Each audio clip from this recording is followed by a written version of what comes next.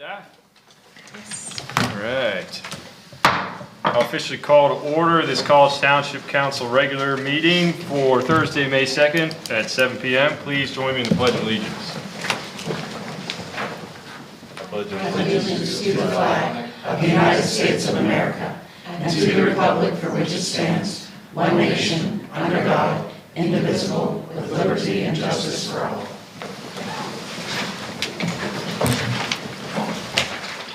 Okay, are there any new agenda items?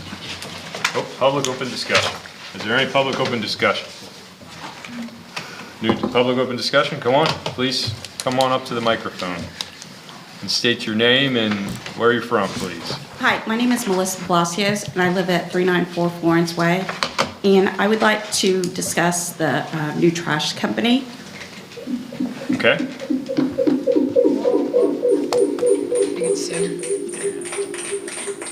I think you need to mute somebody. Yep. Sue, we gotta meet you. Got her. Okay. There you go. Can you spell your last name for me? It's Palacios. Thank you. So I guess it's new business. So what's the new company? I think we're going to get new trash cans. Is that correct? And we have to pay for them. Is that correct? And what do we do with our old trash cans? Okay, so who's the company? Do we have to pay? And what do we do with old? Correct. That's your, okay. I can answer 2 out of 3. You want to go? Go for it. Sure. So the new company is Bergmeyer. They're the company out of Altoona, based out of Altoona. They won the contract.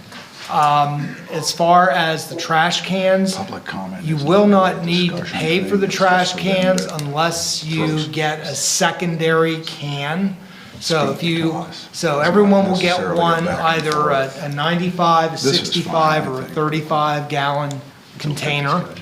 And is. if there was a need Is that what it's for called? a household to have another large container, I did note that there was an additional charge for the second container. But For any the item. single containers will not Comments, be not- charged to the I don't see customers. discussion in there. In terms of what do you do with your old trash cans, that's the one I can't answer. I don't know that. And I don't know if anyone else on the committee may be aware of conversations related to that, but I don't know. Well, I mean, I think our old trash cans are all personal property, so it's whatever you'd like to do with them. And I think that the members of the Climate Action and Sustainability Committee said that that would be part of the planning process before the rollout.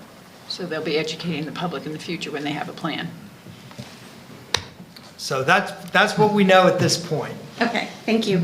And also, I'd like to comment on the Center Hill. So I don't know if you want me to comment now, or would you like me to? Center Hills. Country Club? The plan. Country Club? Yeah, we can just wait till then. Okay. Yeah, please. Okay, thank you. Thank you. Sue has. Sue Smith. Sue Smith? Hi. Sue, you're logged in twice, so I think that's why you're echoing. First time it didn't work at all. Okay, but you're still logged in. Yeah, let me see. What did I do? You need to. Can you terminate Should I one? use the I'm projector? gonna remove Yeah, one. kick her out. Okay. There we go. There we go. Thanks, Mike. Try it now, Sue. Okay. Okay, that one's good. Oh, great. All right. You're good now, Sue. I just had another question about the same issue. One of the great benefits of living in the township is that twice a year we have riffraff, and people go around and find things, and a lot of stuff gets recycled instead of going to the landfill. And so I heard a rumor that there won't be any riffraff with this new company. Is that true? I've had a lot of people asking me about that. Yeah, that's correct. There's no actual scheduled riffraff days as there are presently in the contract. There will still be the opportunity for folks to put things out for collection, but that will be handled much differently than it is presently. So if there are larger items to be put out for collection. It will require the customer to make a call and make an arrangement with Bergmeyer for the pickup of those items. And that can occur at any time of the year, and I think that each customer receives twice a year collection of those kinds of items. So essentially, Yeah, you can, you're right, it is 2 times a year. You Yeah. can schedule up to 2. you can schedule up to 2 times a year. It's also 2 large items at any one of those 2 collection points, but it's not all happening at the same time as it has been here in the past with the contract. Do we Is there have? any way the Do we have? township could do something about that? Coordinate it and say, this is our riffraff, and then everybody can do it at the same time twice a year? Because it's a real benefit to have stuff not go to the landfill. And I know lots of people who get lots of stuff driving around in trucks, and it's just that week. And Yeah, if I may, I mean, I could take that one as part of the committee. We had some extensive discussion on that, Sue. You know, and unfortunately, I mean, nothing precludes, you know, community saying, hey, you know, we'd all like to have our stuff picked up at the same time. I don't know if Bergmeyer's could support that. I won't speak to that, you know, factually.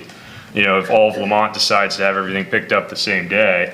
But, you know, it has been talked about, you know, the education piece, as we noted earlier, the education piece the committee is also going to put out is that there are other recycling avenues, right? There is free cycle, there are things that you can give stuff away to people without putting it out on the curb and throwing it out, right? Essentially throwing it out and they come by and pick it up. So part of the educational piece will be, hey, there's other avenues to recycle these things. So, you know, that's the best that I have right now at this point. would the township be open to saying that, because it would have to be advertised, because the people who are looking for stuff would have to know that this is the week that we're doing it? How would that happen? Well, I mean, I can't speak for the entire township or its council, but I would say, you know, and I'll let the other council member make a comment to that if they want, but I mean, I would say that would be something that we probably couldn't make a decision on at this point. And if that was something we wanted to coordinate as a municipality, you know, we'd have to, you know, discuss it more. I mean, I don't think there's any decision point in this. Right. I didn't want you to make a decision tonight, but I really want you to consider that, because there's a great uproar on Nextdoor and other places of people saying this is something we don't want to have. We want to be able to put stuff out at the same time and then let people pick stuff up, because I mean, we know lots of families that have lots of nice things that they picked up on riffraff, and they didn't go to the landfill. And I think that should be the goal, is keeping stuff out of the landfill. And they're not going to drive around every week and see what people have put out. So that was what I was going to bring up. And I'm sorry my screen is so goofy, but something's very strange. Anyway, that's my concern. Thank you very much. Thank you, Sue. Appreciate your input and feedback on that. Does anybody else have anything else to add before we move on? Okay. All right. No one else? Then we will move on to new agenda items. Are there any new agenda items that council would like to add to the agenda? No? Special presentation, SP1 CNET annual update. Stephanie Yeager, acting executive director.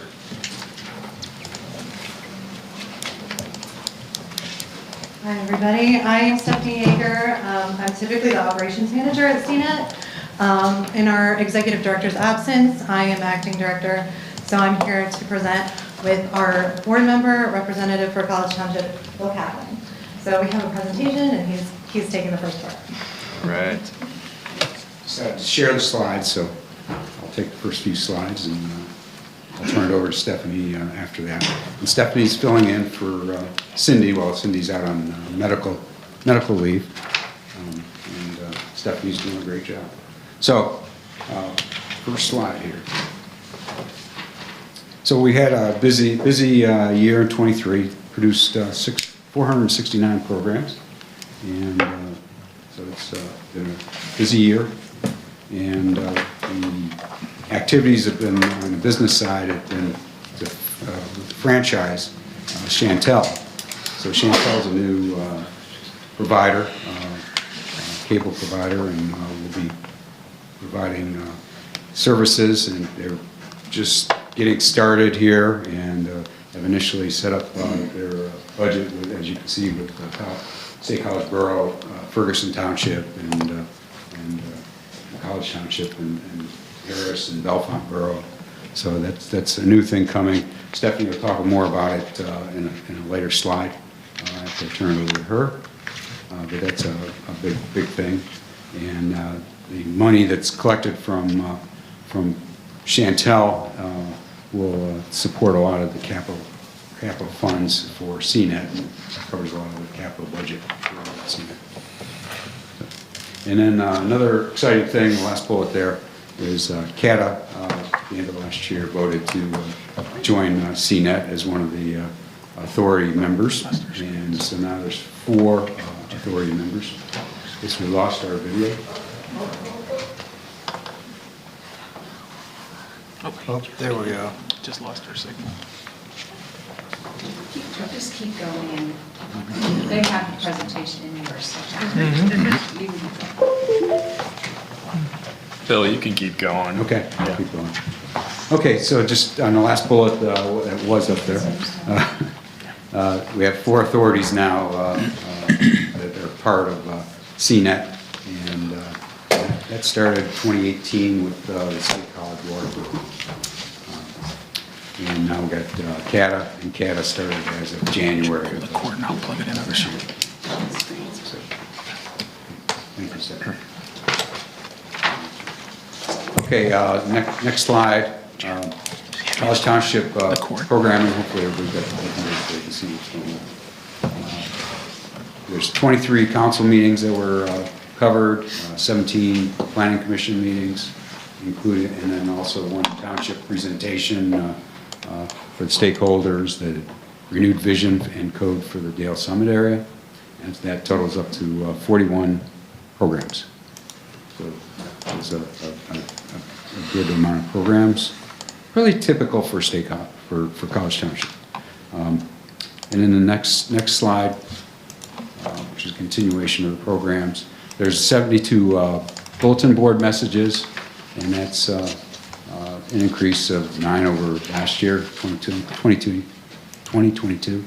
And a majority of the messages were council and planning commission meetings. We're on next, could you go to the next slide? There you go, good. And the messages are calculated, there's a formula that they use for calculating it relative to total programs. They take 1/10 of the number of board messages as counted as program as far as your program counts. Okay, next slide.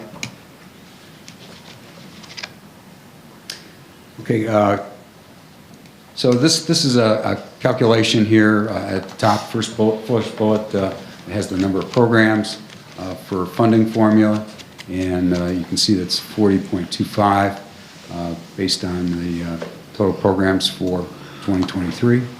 And then also there's the bulletin board messages taking 1/10 of the 72, and a total of 47.45. And there's a graph that will be coming up here shortly. You'll see how that compares with previous years. And then in 2023, College Township sponsored a little under 10%, 9.2% of programming for all CNET. And College Township the year before was just a tenth under 10% during 2022. So that's let's move on to the next slide. Here's the graph that I mentioned was coming up. And you can see there that College Township, since 2019 through 2023, there's just about 50 programs. It goes up and down from 50, but it's pretty close to 50 programs per year. So you're pretty even. And the reason they go over these programs over 5 years is that's how they calculate the dues based on a running average for 5 years. And that makes it so if there's an abnormal year where you've got a big variation that gets averaged out. Okay, next slide.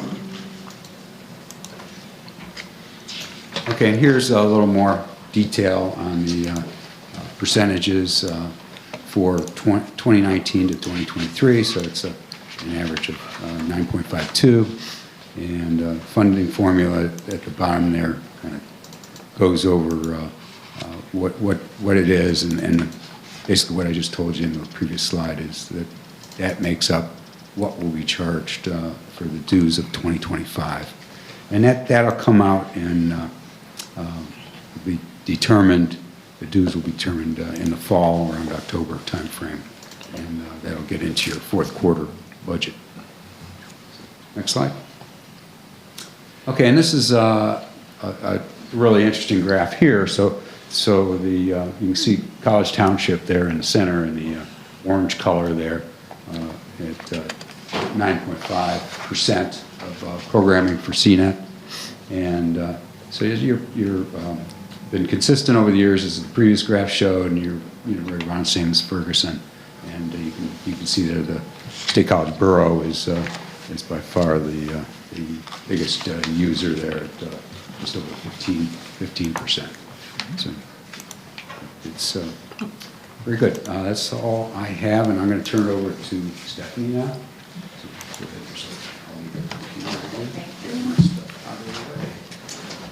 So nothing's changed about how you're viewing us. The council meetings on Thursday nights are live on Comcast at 7, as you know. And it's rebroadcast 3 times, Sunday mornings, Monday mornings early for the overnight out people, and Tuesdays in the day at 2 o'clock. The planning commissions also air at the same time, but they're aired for the first time on Thursday. They're not live. And then, of course, they're streamed on our website at cnet1.org after the fact. The council meeting is live on YouTube. And for the convenience of our viewers and the people in your constituents who are interested in the content, we index the agenda points so it's easy to click. We've been doing that for several years. So hopefully your constituents and yourselves even are finding it easy to find the materials and the topics that you're looking for. The programs which are live streamed on YouTube or later on CNET. So the Borough Council of State College, there's a different infrastructure I won't get into, but those stream live on cnet1.org, and all of our other programming streams live on YouTube. And those include Bellefonte Borough Council, College Township Council, Ferguson Township Supervisors, Half Moon Supervisors, Harris Supervisors, Patent Supervisors, and Planning. I'm not really sure how they're exactly grandfathered in with the Planning Commission, but they're there. They're the only Planning Commission that we're streaming currently live. Then we have State College Borough Council, State College School Directors, the County Commissioners, and the COG General Forum. And as I said, all of our programming is available on cnet1.org after the fact. You can watch us on cnet1.org, just on a web browser, but also through Roku. One thing I left off of here is Roku has the set-top boxes and the streaming sticks, but they also have TVs that are just a Roku TV now. Then there's Apple TV. It's really great to watch that on a smartphone. I'm not sure how many people are doing it, but I know that there are times you just have to get that point of content and you're watching it on the go. And then finally, a few years ago, we started on the Fire TV streaming stick. So it's a little convoluted to get to those. I'm sorry, we're on the next slide. Sorry, it's froze up on me here.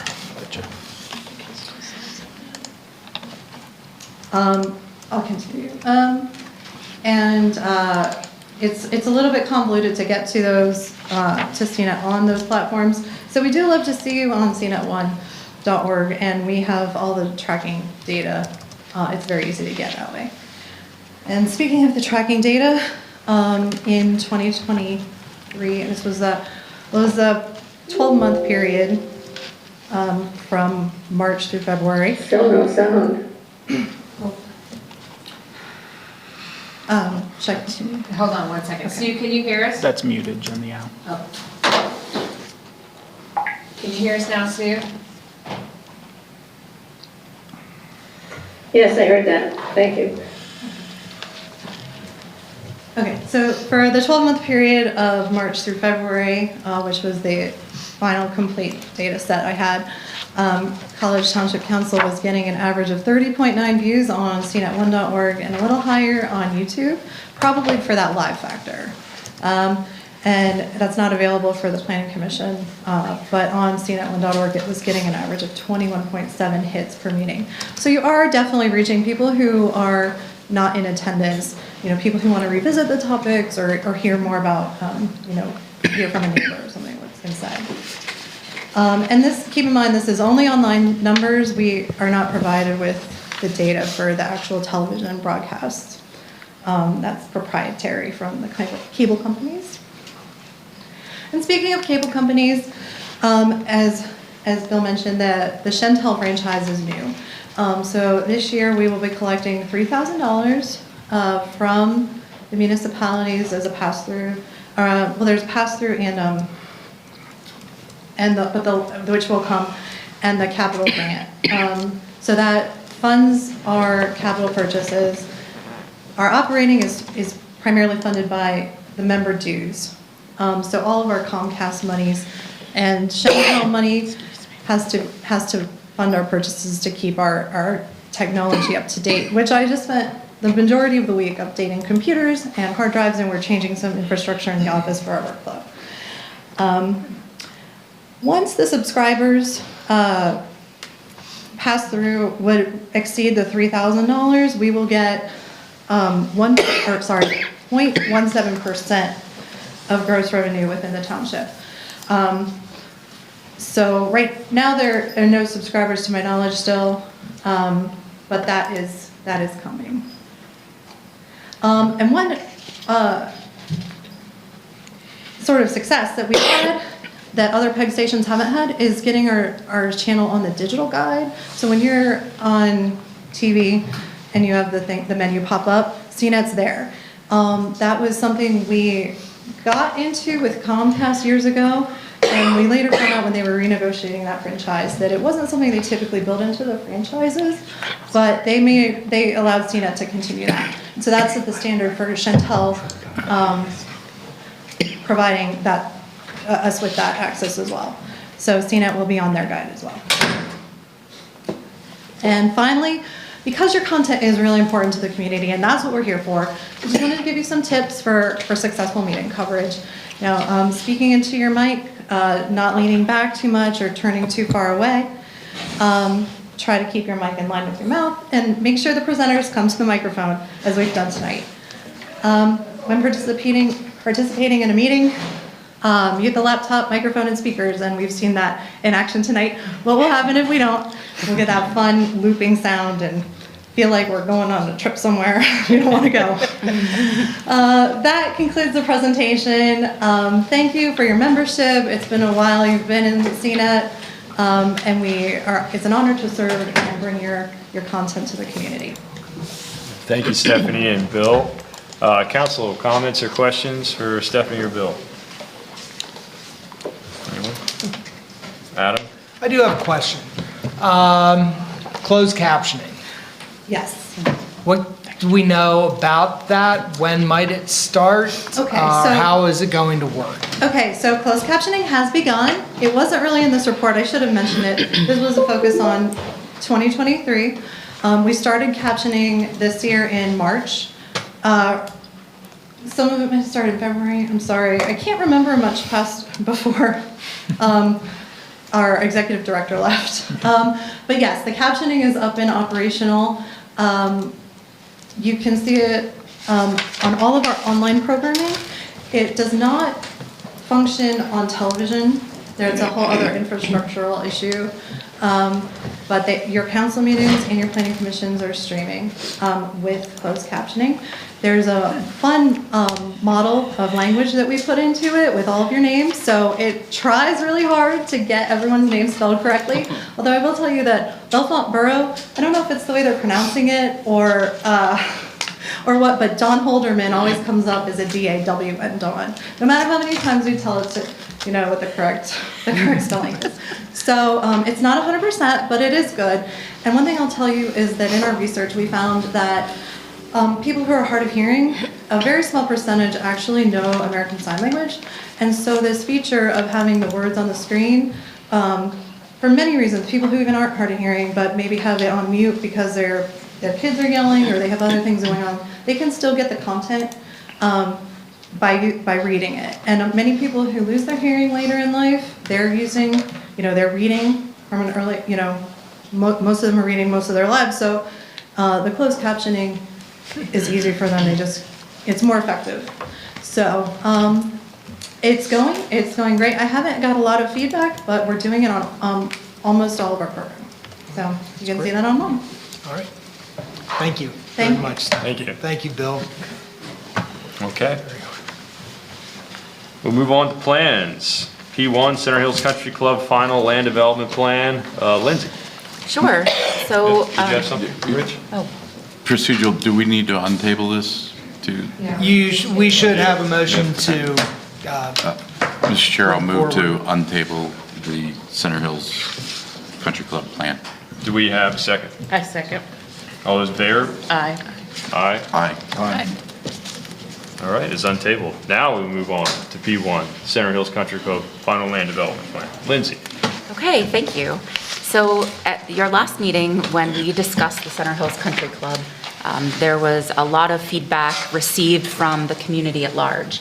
The council didn't feel comfortable in recommending approval or approving the plan with conditions until such time as we were able to reach out to the borough and tell them our concerns and maybe ways to mitigate the sounds and impacts of pickleball that is proposed in this place. So we did send that letter to the borough that went out last week. And so tonight, the Country Club Land Development Plan is in front of you again. Within your packets, there is the conditional approval letter from Dawn, and if the council is ready, then we're looking for an approval this evening. Okay. Is that all? Mark, did you have anything additional? Yeah, the only thing that I would point out is that the actual letter that was provided to the borough is part of the manager update, and that is part of the packet here this evening as well. Okay. And that, as Lindsay said, that went out last week. Okay. Okay, so Mr. Toretti, did you have anything to add or no? Just if anybody has any questions, if not. Okay. Nothing new to add. So council, before we go to I know we have someone in the room who would like to make any comments, right? Ma'am, please.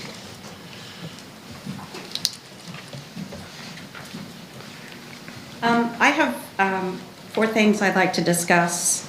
I guess there's 4 items that the council is looking into, which is the storm and the water system.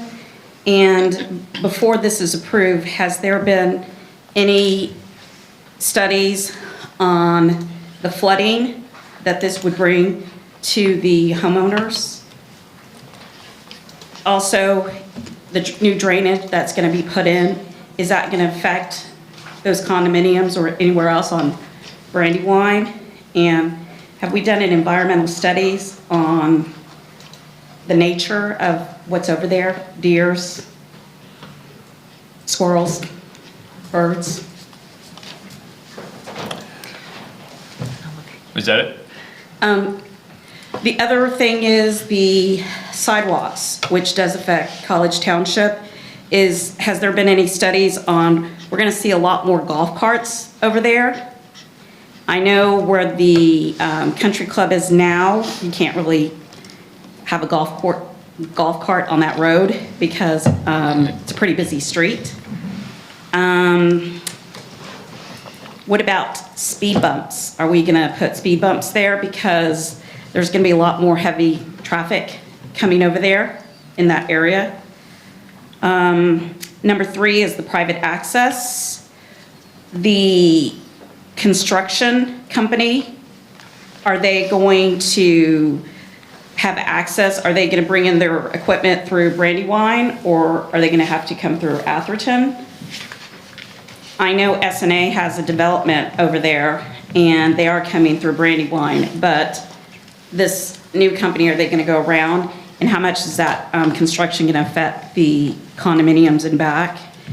And also, if they are, Center Hills is gonna put landscaping back there, if they do keep the current pickleball, are they gonna put landscaping that starts this low or this high? And if so, I think College Township is having an issue with an apartment complex that they were supposed to do landscaping, and they haven't followed through. So what is the landscaping going to be for privacy for that condominium complex? And that's a pretty tricky area because it doesn't get a lot of sun over there. So you're not going to see a lot of growth with those trees. So those are the three things I'm concerned about. The last is streetlights. Are we gonna have to put more streetlights there because there's gonna be a lot more traffic coming through there? And have we done a traffic study with how many cars are gonna be going in there and how much is that gonna affect the noise of the owners of the condominium complex? And that's all. Okay, so let me just repeat back what I think I have notes on, make sure we're covering it all. Questions around stormwater, and pertains to any additional flooding and the drainage involved. Is there any studies done on nature and particularly the effects to animals like deer or rabbits? Traffic studies to focus or, look at if there is needed for speed bumps, private access for construction, landscaping height, streetlights, and how that pertains, also traffic studies, how that pertains to additional car noise. Is there anything I missed? You forgot about, Sidewalks. you forgot the golf carts. Sidewalks, golf carts, and speed bumps. Okay, sidewalks, golf carts, and speed bumps. All right. Okay, That's all, thank you. thank you. I would recommend to Mr. Treddy Yeah, that's what I'm come gonna forward. recommend, Mr. Treddy, And if you between wanna Mr. Treddy and come Mr. up and- Franson, Township Engineer, perhaps we can work through some of the answers to these questions. So first off, let's talk a little bit about the stormwater. What work was done to get us to this point in terms of determining what the needs were and how it's going to be handled? Good evening, good to see you again.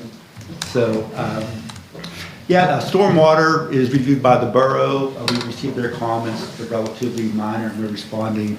Pretty much any flooding, water typically flows downhill, and all the drainage is going downhill. Nothing is going towards any residential developments surrounding that.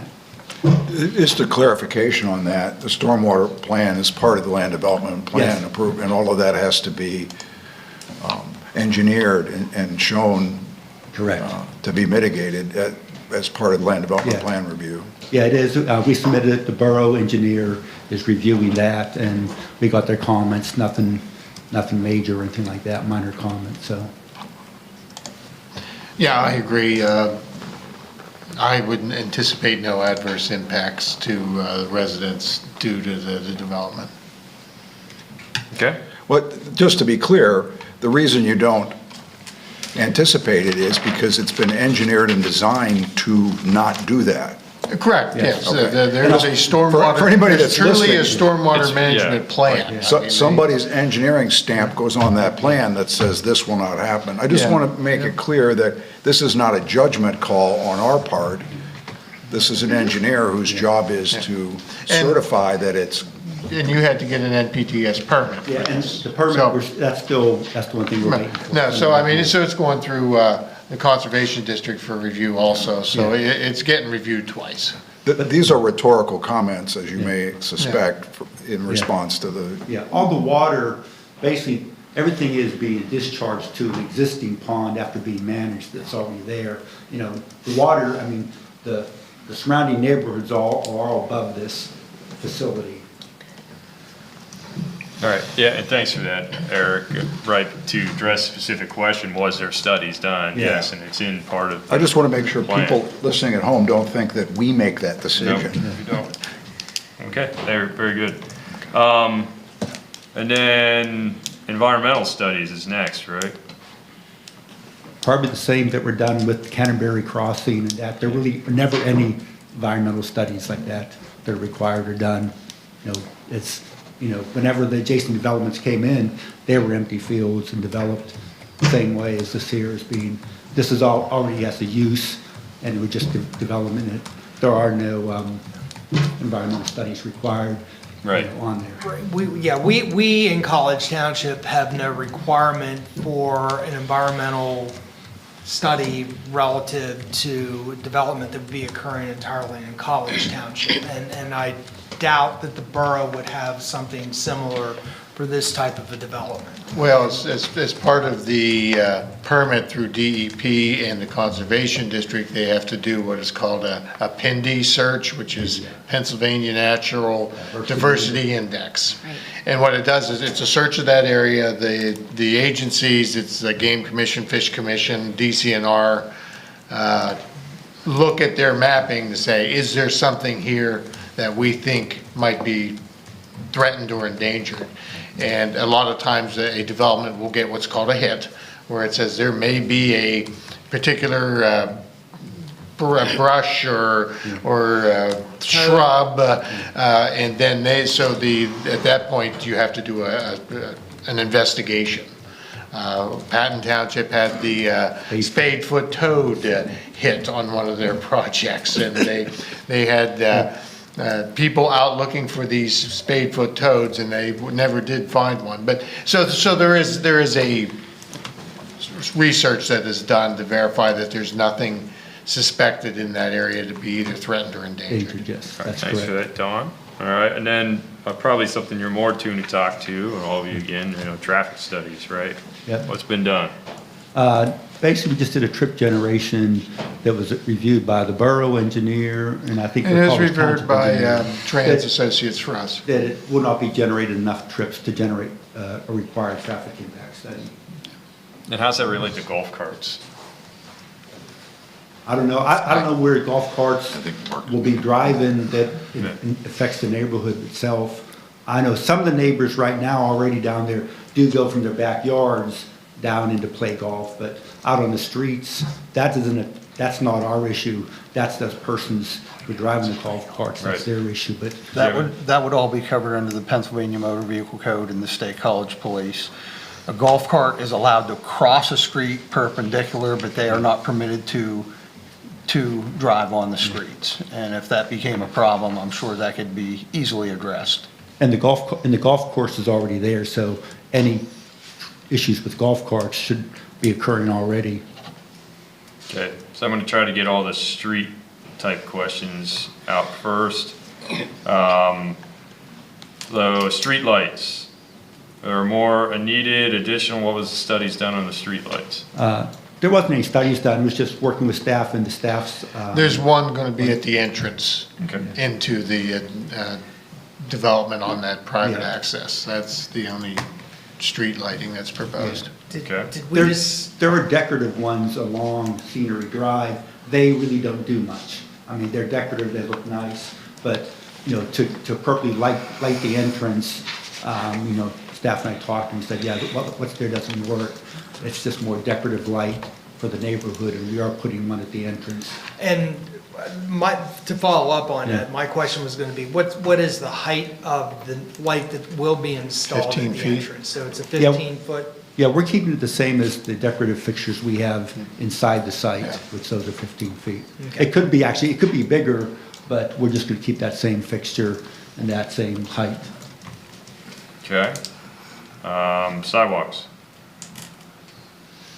Just, well, I didn't ask for a sidewalk waiver, so we're up putting the sidewalk basically out to Scenery Drive and up and through to the facility, like Township wants, so. Okay. Yeah, there's already sidewalks along Scenery Drive, yeah. Scenery Drive. I guess the nuance too on the traffic study, does that take into account any additional noise by any increased traffic or anything like that? Or is there anything being done to mitigate car noise? No. All right, okay. And then private access for construction. How is the construction how's that access going on? What's the plan for that? Do we know? It'll probably come in through that private access drive. That's the closest thing Off that has. of scenery. Yeah, Yeah. yeah. Okay. And then, last but not least, landscaping height. The landscaping plan, if you could just give a brief summary of that. Yeah, I guess this is more from the borough's requirements and not College Townships, but with theirs, for this country club use, the primary uses, like the club and that has got to be 200 feet set back, and then the other uses can be closer, like the pool or courts, but they're all required to be screened, and so pretty much around the three sides, that basically kind of almost all in the College Township, we have a mixture of primarily evergreen trees. Actually, I think of primarily evergreen trees that are 6 feet minimum height when planted. We have deciduous trees that are, I think, 2 or 2.5 inch caliper when planted. Understory trees are 1.5 inch caliper. And so, like the understory trees, like I'm just guessing that size are probably 7, 8 feet tall. The deciduous trees, 12, 13, 14 feet, depending upon which size. Then also some shrubs, and it is a mixture of all the different ones. Basically, because what you want to do, the evergreens can be in at 6 feet, but to get a mixture, even some of the trees would grow faster. So there'll be a variety of different coverages for the surrounding neighbors at that point in time. And then I did go out about 2 weeks ago and actually met with a couple of the neighbors. There are some existing trees that are there that are shown as evergreen trees that are dead. And so I updated the landscape plan to take those trees out and then infill them with some more trees and work that up, talking to the neighbors and what they were looking at. There were they were very pleasant, and we had a nice discussion. And so there's a extensive landscaping around that whole area that is required by the borough's ordinance. Okay. All right, council, staff, did I cover all the questions? We got them all? All right, thank you, Mark. Okay. Council, is there any, just hang around, Mark, in case somebody's got a question for you. I'll be here. We'll let Eric go first. Sure. Going back to the landscaping and the trees, they're all part of the recorded land development plan, correct? Yes, they will be. And the borough even has a signature block about requiring that they be maintained for a certain period of time on their plans. Right. So should they not go in or not grow or die in the first year, the borough has a mechanism in place to go in and require the developer to. I'm not sure everybody knows that you just don't plant them and walk away. And walk away. I mean, it'll be up to the borough or someone to point out they're not growing, but regardless, then there's a mechanism for holding them responsible for replacing them. And then as far as the construction entrance goes, they'll be traveling through College Township. So the same would apply if the development were in College Township. I mean, we have recourse to keep mud off the street. Exactly. Certain hours, certain noise, all of that would apply here, even though they're passing through College Township to get to the site, correct? Yes. So, I mean. Certainly the street maintenance, and I believe that the borough has a similar noise ordinance to, as far as start and stop times for construction, as does the township. Okay, and if they're dragging mud and all of that out on the street, they follow the same, we have the same recourse we would anywhere else. That's correct. Okay, and then the last question, if it's anticipated that there be golf carts coming from the main section to here, any chance that the land development plan extends the golf cart path, existing network path to this site? Well, I mean, there's some paths out through there already. Some are paved, some are just, when you do go through the course. Some areas just, you know where to go, and then they have specific areas that are paved. So you can get back to this area from the main course. Okay, without going out on the street and coming around? Yeah, correct, yeah. Okay. Yes. So there's some formal asphalt paths and some informal paths that directly connect? Yes. Okay, that's all I had.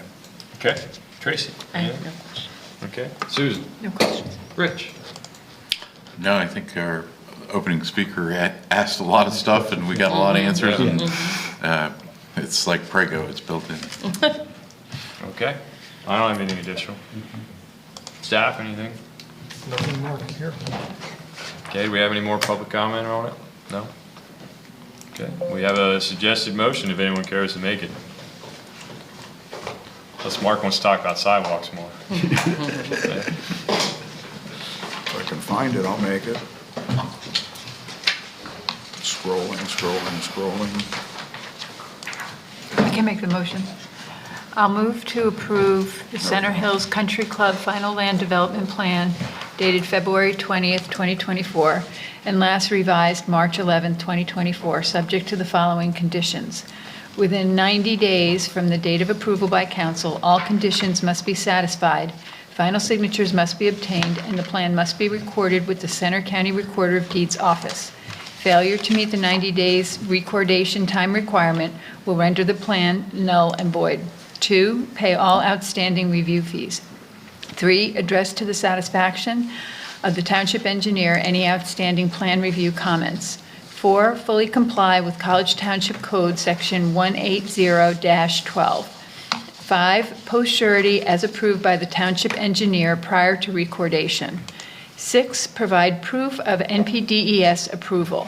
7, establish a road name for the private drive in order to have a proper addressing in place prior to occupancy.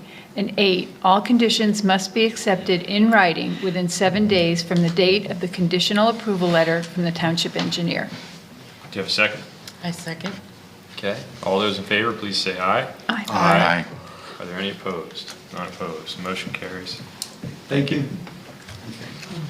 Yes. Quick, Mr. Toretti, speaking of the road name, we generally, I mean, that's my purview to assign a name to that. We generally have allow the property owners to offer suggestions, and we check and see if they conflict with existing roads. So if you could. They gave me 3 names, but it's all the same name, but, the site already has a Scenery Drive address, but if they, I guess the county wants a new one. Yeah, So- if you want to just email me those, and I'll look them over and confirm those. Doesn't have to review them too. Yeah, I'll confirm those through 911. Yeah. Please send them in the order of most desired. Yeah. Well, what they gave me is one name, but street, lane, drive. Okay. So I'll try that first to see what. All right. Okay. Rich, do you have Thank you, Mark. additional comment? I did. One of the things that, out of our previous discussions, we suggested we might want to look at our ordinances and stuff. Has staff had a chance to put that in the queue to be looked at? It's in the queue. Yep. That's about as Okay. far as it's gotten at this point. Okay, But very good. yeah, and in terms of what our requirements are for similar type of a development. Right. Yeah. We have a list. I have a list started of all the changes, so that Great. made it. Great. All right. Thank you. Okay. All right, go on the reports, manager's update. Sure. Yeah, I'm sorry. There it is. Okay, I've got it now. We're set. We forwarded the remand letter to PC relative to form-based code, and PC will be taking that matter up beginning here this month at their meeting on the 7th. There's been no update on solar power purchasing agreement. I do have very good news to report with respect to our Path to Campus project. Last week, we were notified of receipt of a $1.5 million grant award from PennDOT through their Transportation Alternative Program. wonderful news. We want to extend thanks to the Borough of State College. Through the Borough of State College, we were able to work with Delta Development in order to assist us in securing these funds. And so this is kind of a partnership type program, but it is very beneficial to both College Township, obviously, but also to the borough. So this is a good collaborative type project. We're very pleased that it was a successful endeavor in receiving those funds. Moving on, the last item that I do want to mention, which is also very good news, it was mentioned actually here earlier tonight that there was an issue of non-payment with respect to the Aspen development. I'm very pleased to report that through the efforts of the township and the township solicitor, that yesterday I took receipt of a check in the full amount that was owed to College Township. Overall, the amount that was paid to College Township was in the neighborhood of $289,000. So we have now received that. It has been deposited, and the outstanding balances that were owed have been satisfied. Just a quick note, those items, many of which are future items that were required for Aspen to put money on deposit with the township in anticipation of those items being undertaken at a future point in time. Future right-hand turning lane from Squirrel Drive onto College Avenue, future path to campus. There was an actual repayment of monies that were outlaid by College Township of paving work that went on Squirrel Drive and a few other minor things. So very pleased to bring this to a conclusion and want to thank the solicitor and staff for the work that they've done to get us to this point. And that's all that I have, and happy to answer any questions. Questions or comments for the manager? Council, anyone? I have one. You said you'd be happy to answer. Well, I'll do my best. One of the repayments, weren't they in for some of the traffic calming that we installed? Yeah, we had received that payment. Oh, okay. So then if my math is correct, the 2 grants plus the amount we've programmed gets us close to what we anticipate. Does that mean we're ready to start preliminary engineering and design? Yeah, at this point, the procedural step that we're waiting on is the grant agreements. Once we have those in place, then I'll put Dawn to work. And we anticipate that happening? Right now, the plan, again, contingent on the grant agreements, is probably later this spring, most I meant likely the early grant summer. agreements. Oh, yeah, the grant agreements, I'm anticipating those over the next, call it 2 to 4 weeks. So I think chances are we could be starting into some significant work on the project in terms of design work later this year. Outstanding. That's all. One other quick comment. I did have an update from the university. The university is anticipating that their graduate circle work might be awarded sometime this summer. And I was encouraged to reach out to Steve Watson in the planning department at Penn State to continue discussion with respect to various features of the path to campus that the university was quite interested in, and to see if there's an opportunity that we can work collaboratively to help bring the cost to the municipality down somewhat. So I'll be reaching out to Steve to have those conversations. Excellent. Are we hinting that some of that preliminary design and engineering could be done by our partners? I'm not sure about the preliminary design and engineering, but ultimately during construction, some of the features that were requested initially by the university. Remember, we ended up needing to secure right-of-way from the university. In exchange for the right-of-way, we agreed to installations of lighting and some things like that. And my hope is that there is an opportunity to have some conversations directly related to those final construction costs. Great. Okay. Anything else? Okay, we'll move on to COG Regional County Liaison Reports. Rich, do you have anything to report? Not since our last meeting. I think the Parks Governance, but I reported that at General Forum meeting. Okay. Susan, do you have anything? No to add? meeting since last meeting? Tracy? Yeah, we had a meeting on yesterday, yes, Wednesday. And so the agenda topic that we voted on was for the COLA. So the former was to go with the CPI that exceeds 5%, but then yesterday they agreed to do the new methodology with CPI-U, and that should go into effect as of June 30th for the 2025 year. Great. Good news.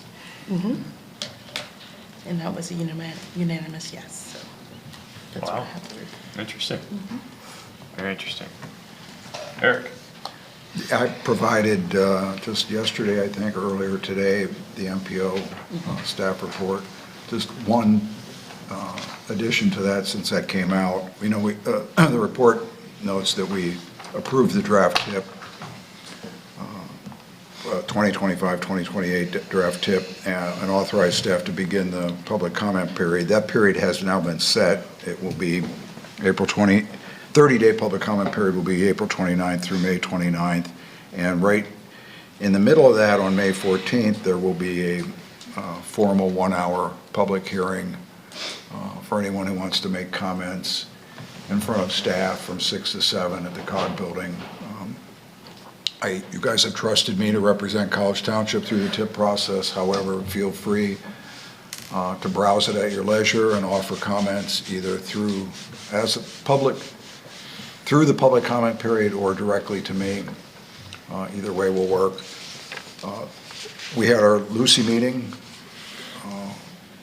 today over lunch. There was only one item on the agenda, and that was the discussion of the format and process for starting the comprehensive plan update, which is something we update regionally every 10 years. This is my third comp plan update. So we had about a 2-hour discussion on the format of the process and the survey. I'm not going to get into it other than to say that we did decide that each individual municipality did not need a presentation, meaning councils and boards of supervisors, but instead maybe the planning commissions could get that individual presentation, and the College Township one is scheduled for June 4th. They're going to ask to be on the agenda just to give an update of what the comp plan is. We have a lot of new planning commission members who haven't been through this process before. Lindsay's been through at least one. Mike's been through more of them than I have probably. But this is an opportunity. You know, the comp plan is a big deal. So if you have any questions on it, feel free to ask me, but there'll be plenty of time because we don't anticipate sending the survey out until the fall. It was decided that we didn't want to, while we'll have it ready to go this summer, it was decided unanimously, determined consensus that we should wait till the fall for obvious reasons. People go away in this town over the summer. That's what makes it so nice. All right. Any questions for any colleagues, anybody, or comments? Okay. All right, staff, you have anything to add? Mike, did you have anything? Okay. Matt, do you have anything? Sure.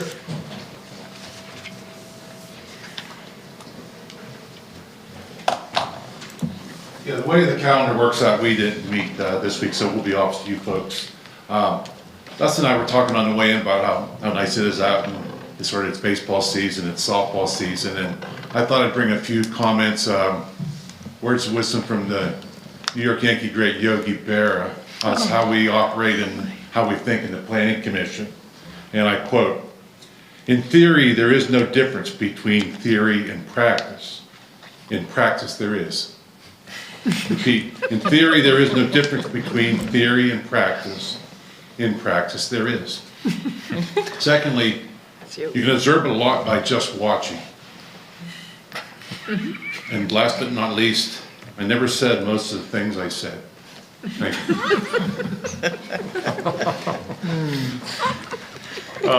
All right.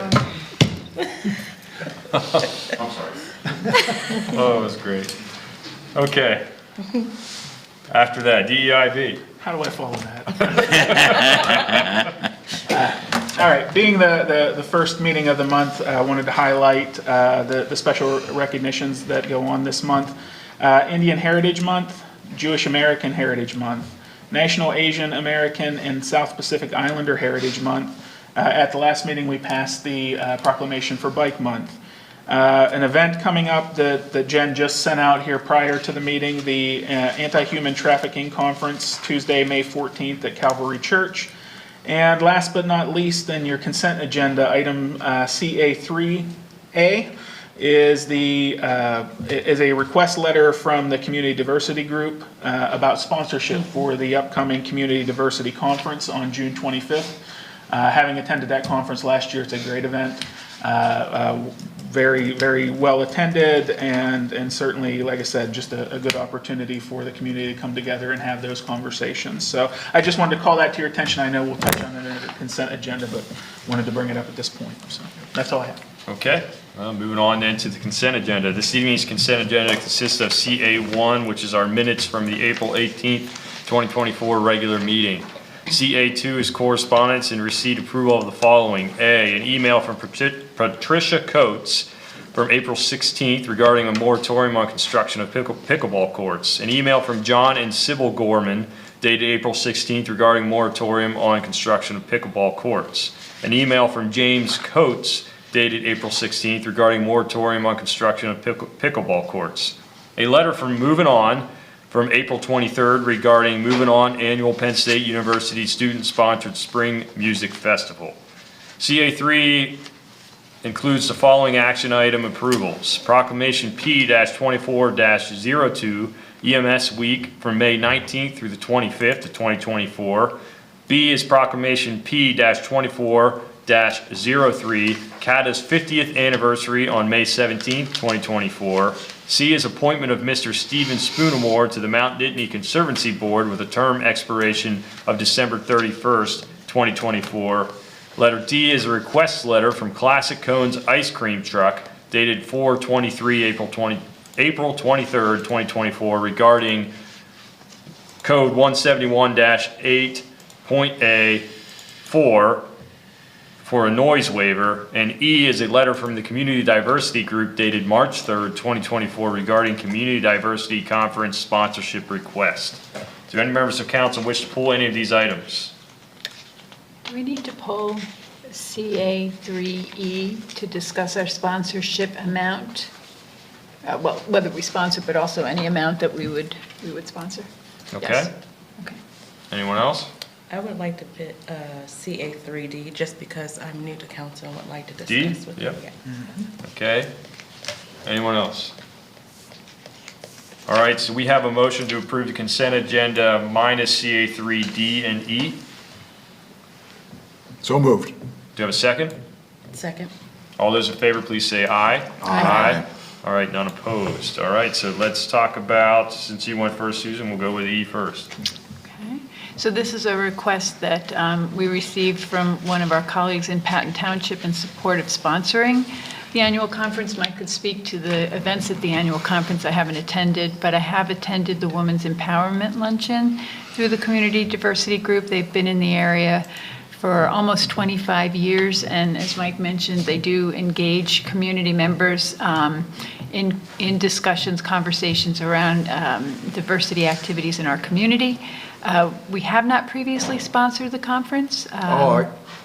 I went to the first one and we were listed as a Did sponsor. you? I looked back to see, because it's a biennial conference, we weren't listed on the sponsors for 2022, so I wasn't sure if we had or we Must have been hadn't. 2020. So, okay, We have in the past Okay. sponsored. It is entirely possible in 2022 that we may have missed that. well, and it's possible that we didn't get, a Recognized. credit. Yeah, so I just wanted to bring that up because it is biennial, so this would be, so, yeah. So, did you have anything to add? No, I kind of outlined, it was a wonderful event that I participated in, and, you know, I enjoy the sessions. It's always good to learn, particularly in our positions. Okay, anyone wishing to add comments to that? Now, I think what we need to do is zero in on the amount of sponsorship. And again, I may be mistaken, but I recollect that we had sponsored at a $500 level previously. That is strictly on memory. I've not looked it up, but I think that or some other amount that council deems appropriate would certainly work well. And I would offer, two of the other municipalities are sponsoring at $1,000 this year, and that allows for 2 attendees from our municipality. Which two are those? One's not the borough, right? Because they usually The sponsor at a higher borough, level. the borough, so far as I know, the borough and also Patton Township. Okay. When do they need to know a decision on sponsorship? I think they need to know relatively quickly. Yeah, the Should event's be in June here. 25th. Yeah, Is this something I think this council's is an prepared? ASAP. Is council prepared to make a decision on this evening? I'm fine with this, the amount that Patton, I am as well. if Rich? that helps. All right, Make a motion? sure. Do we need to make a motion for this? Probably within your in this purview, right? Well, in this particular case, it probably makes sense to separate this out, to identify a motion to sponsor at Yeah. $1,000. Okay, I'll make a motion then to sponsor the Community Diversity Group Annual Conference in the amount of $1,000. We have a motion, do we have a second? I'll second. All those in favor, please say aye. Aye. Aye. All right, none opposed. The ayes have it. All right, moving on to CA3D. I could touch base on that Yes. real quick. Thank you. I understand you're new. This comes up, you'll see this come up if you remain on council, probably at least once a year. Our noise ordinance essentially prohibits amplified sound being played from a vehicle. We do have a provision that council may waive that, and this is for the ice cream truck, so they can drive around playing turkey in the straw, and your kid knows it's time to run out to the curb with their dollar bills. Thank you. Or non-kids. Or non-kids. as the That's case may right, be. that's right, all us kids at heart, That's right. right? Anybody who likes ice cream. So it would require us to waive it. Yes, it is required to be waived or approved. The waivers are required to be approved by council. And so then that waiver is specific to that person for a certain period of time? Correct. Okay. For the duration of their food truck permit. Okay. So do I have to do anything with that? So the only thing that would need to be done now is to accept the remaining correspondence. Right. Once it's accepted, then this will be part of the record and the approval will be in place. Yep, okay. So do we have a motion to accept CA3, D, and E? So moved. Do we have a second? Second. All those in favor, please say aye. Aye. Aye. Any opposed? All right, all I heard was ayes, good.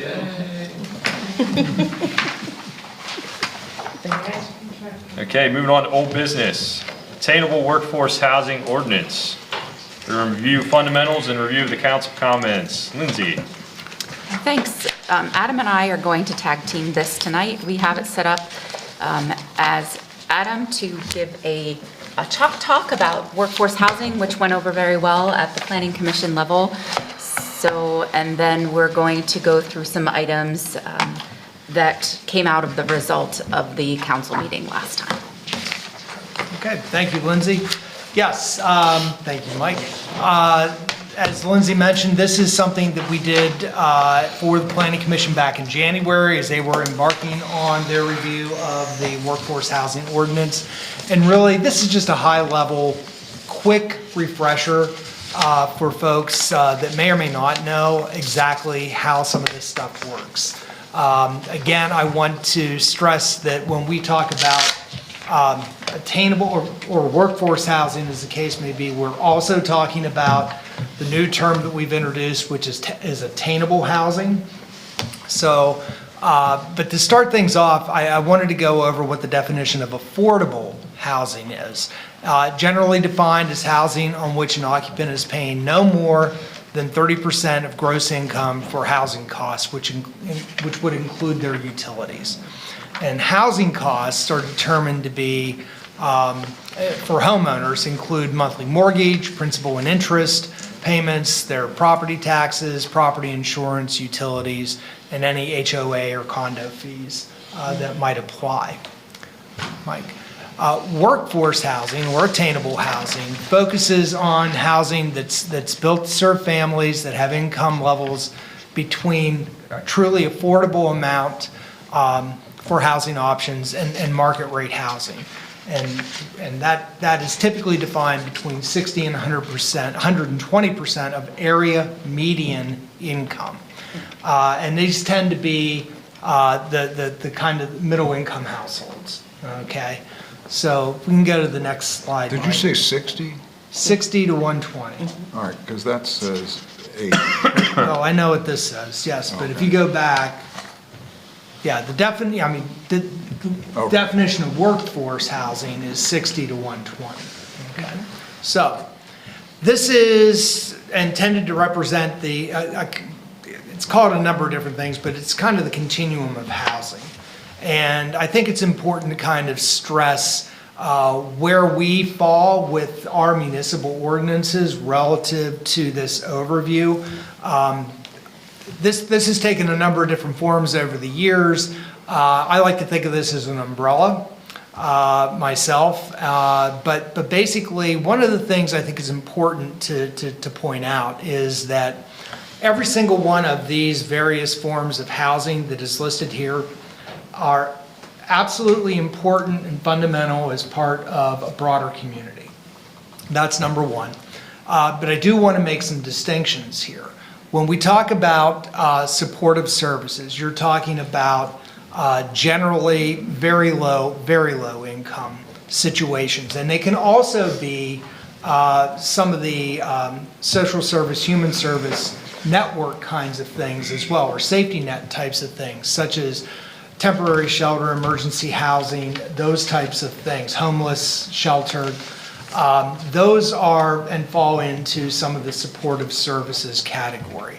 The next that's listed as affordable housing typically is, again, for very low income folks that make between 30 and 50% of adjusted median area income. Then you get into the affordable housing, lower income between a range of 50 to 80% of AMI.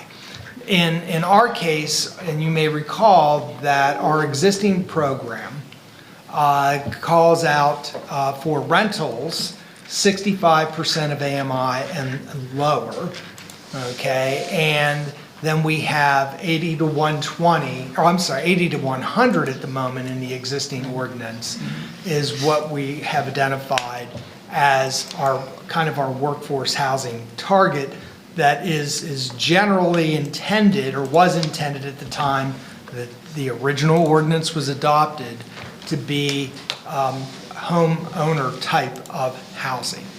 And then finally, any AMI that's 120% and above really is in a position to be able to deal with the existing market and to go into the market on their own without assistance and be able to provide and for their own housing needs. So this is it's a spectrum. There's a range of different types.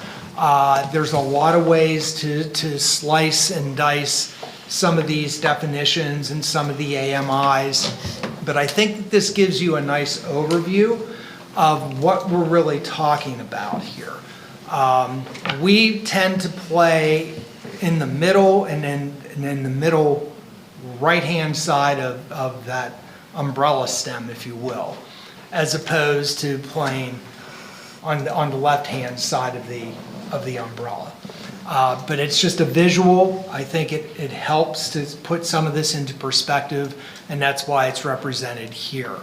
I do want to go on to the next slide. I do want to take a moment and talk a little bit about, what is this area median income? Where does it come from? How did it get here? How's it utilized? We work off of housing and urban development definitions and standards, and the median area incomes are basically defined and utilized by HUD, and they essentially do calculations each year for metro areas, and in this particular case, this is for all of Center County, where they will actually provide the calculations to county that indicate what, based on household size, number of people in a household, based on your income, where you fall. And you can see here represented, so let's take 65%, a household of 2 persons, that number is $53,560. At that level of compensation or pay of income, an individual would, basically a 2-person household, would be considered to make 65% of area median income. So as incomes go up in a 2-person household, percentages go up.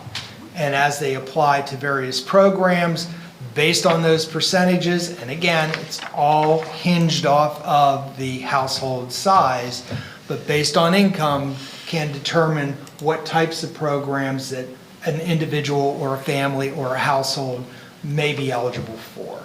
So these are HUD-driven. They come from the federal government, and they are used across the country. These are not figures that are cooked up in the back room at the Willowbank building.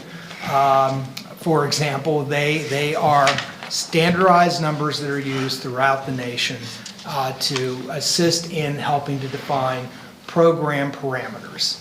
So go to the next slide. And so one of the things that we talked about in one of the earlier slides was we talked about what the definition of affordability was, and we talked about the 30%. Now, the 30% is really very critical because within using that household size of 2 and using the 65% number, or the 65% AMI, this chart actually shows what the 30% maximum payment, which includes mortgage and or rent and or fees and or utilities, would essentially be in terms of a value that an individual should be paying no more than. So in this particular case, using our 2-person household size, 65% in 2023. And by the way, we do have 2024 numbers, but they just came out last week and did not make the updated charts. But at 2 household size, 65%, the maximum payment that a household could be making is $1,340 based on these HUD standards. And that becomes important in terms of overall what type of program an individual may be placed in, and the difference between what a market rent or a market rate may be for housing versus what that individual can actually afford to pay. Do you? No, and by the way, if you have questions as I'm breezing through this, please feel free to interrupt me.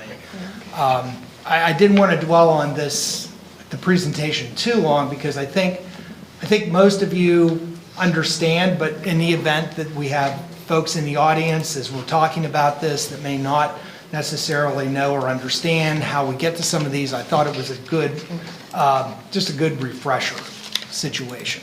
So we've already talked now about the 30%.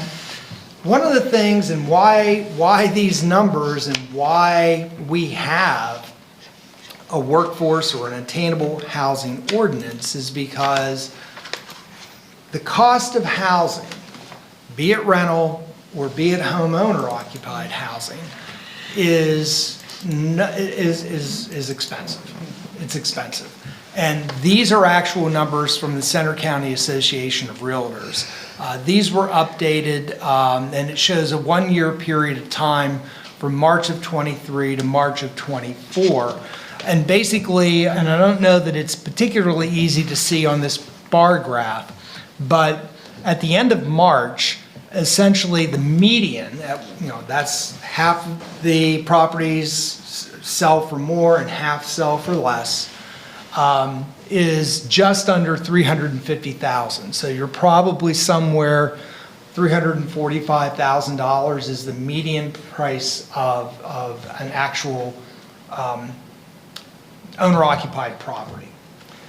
That's pretty high. Part of the slide deck that I had provided was a very recent article that was published online by The Hill, or in The Hill, I should say, and it talks about what the average median cost of housing is in the United States, which is $383,000. And again, thinking back to the charts that we just looked at, it's very difficult for a family and able to support a mortgage or even rents based on these types of housing values. And so that is, in essence, the fundamental reason why having programs like our Attainable Workforce Housing Program is so important. There's a lot of other programs and a lot of other folks that are doing various elements and forms of workforce housing, affordable housing, attainable housing. There are tax credit projects that are completed. There's a variety of other types of housing out there. But we made a decision back in 2007, 2008 to also create our own program with which to try at the time incentivize, encourage a development of, at that point, we were primarily thinking of owner-occupied type affordable housing, attainable housing, workforce housing. We did have provision there to accommodate rentals, and of course that served us very well when ultimately we were able to work with Aspen, who triggered the density requirements and thus required them to actually build additional workforce units, additional workforce rental units. So this is the median, and I said it's about $345,000, Mike. Then you have the average sale price, which is a little bit over $350,000, and the next slide just kind of graphically shows where those two fall in relation to one another. Of course, throughout the year, depending upon the time of the year, there's a variety of fluctuation that occurs, but on a continuum, if you will, or a regression type analysis, it's pretty consistently over the last year or so in that $350,000 range. So I guess we can go to the next slide. Now, this is actually speaks to what I referred to earlier.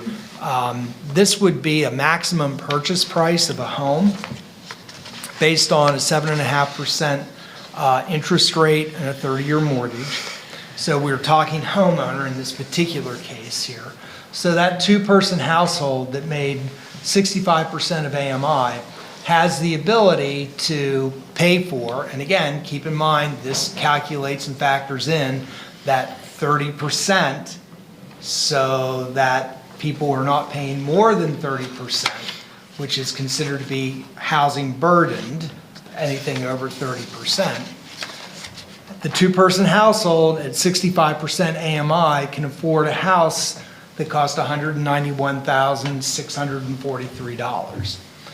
We have, go back to the 2 slides, one more, I'm sorry, 3 slides. The median sale price of housing in Center County is $345,000. And again, we mirror very closely what is occurring now nationally as well, which is represented in the document that was provided from the Hill website.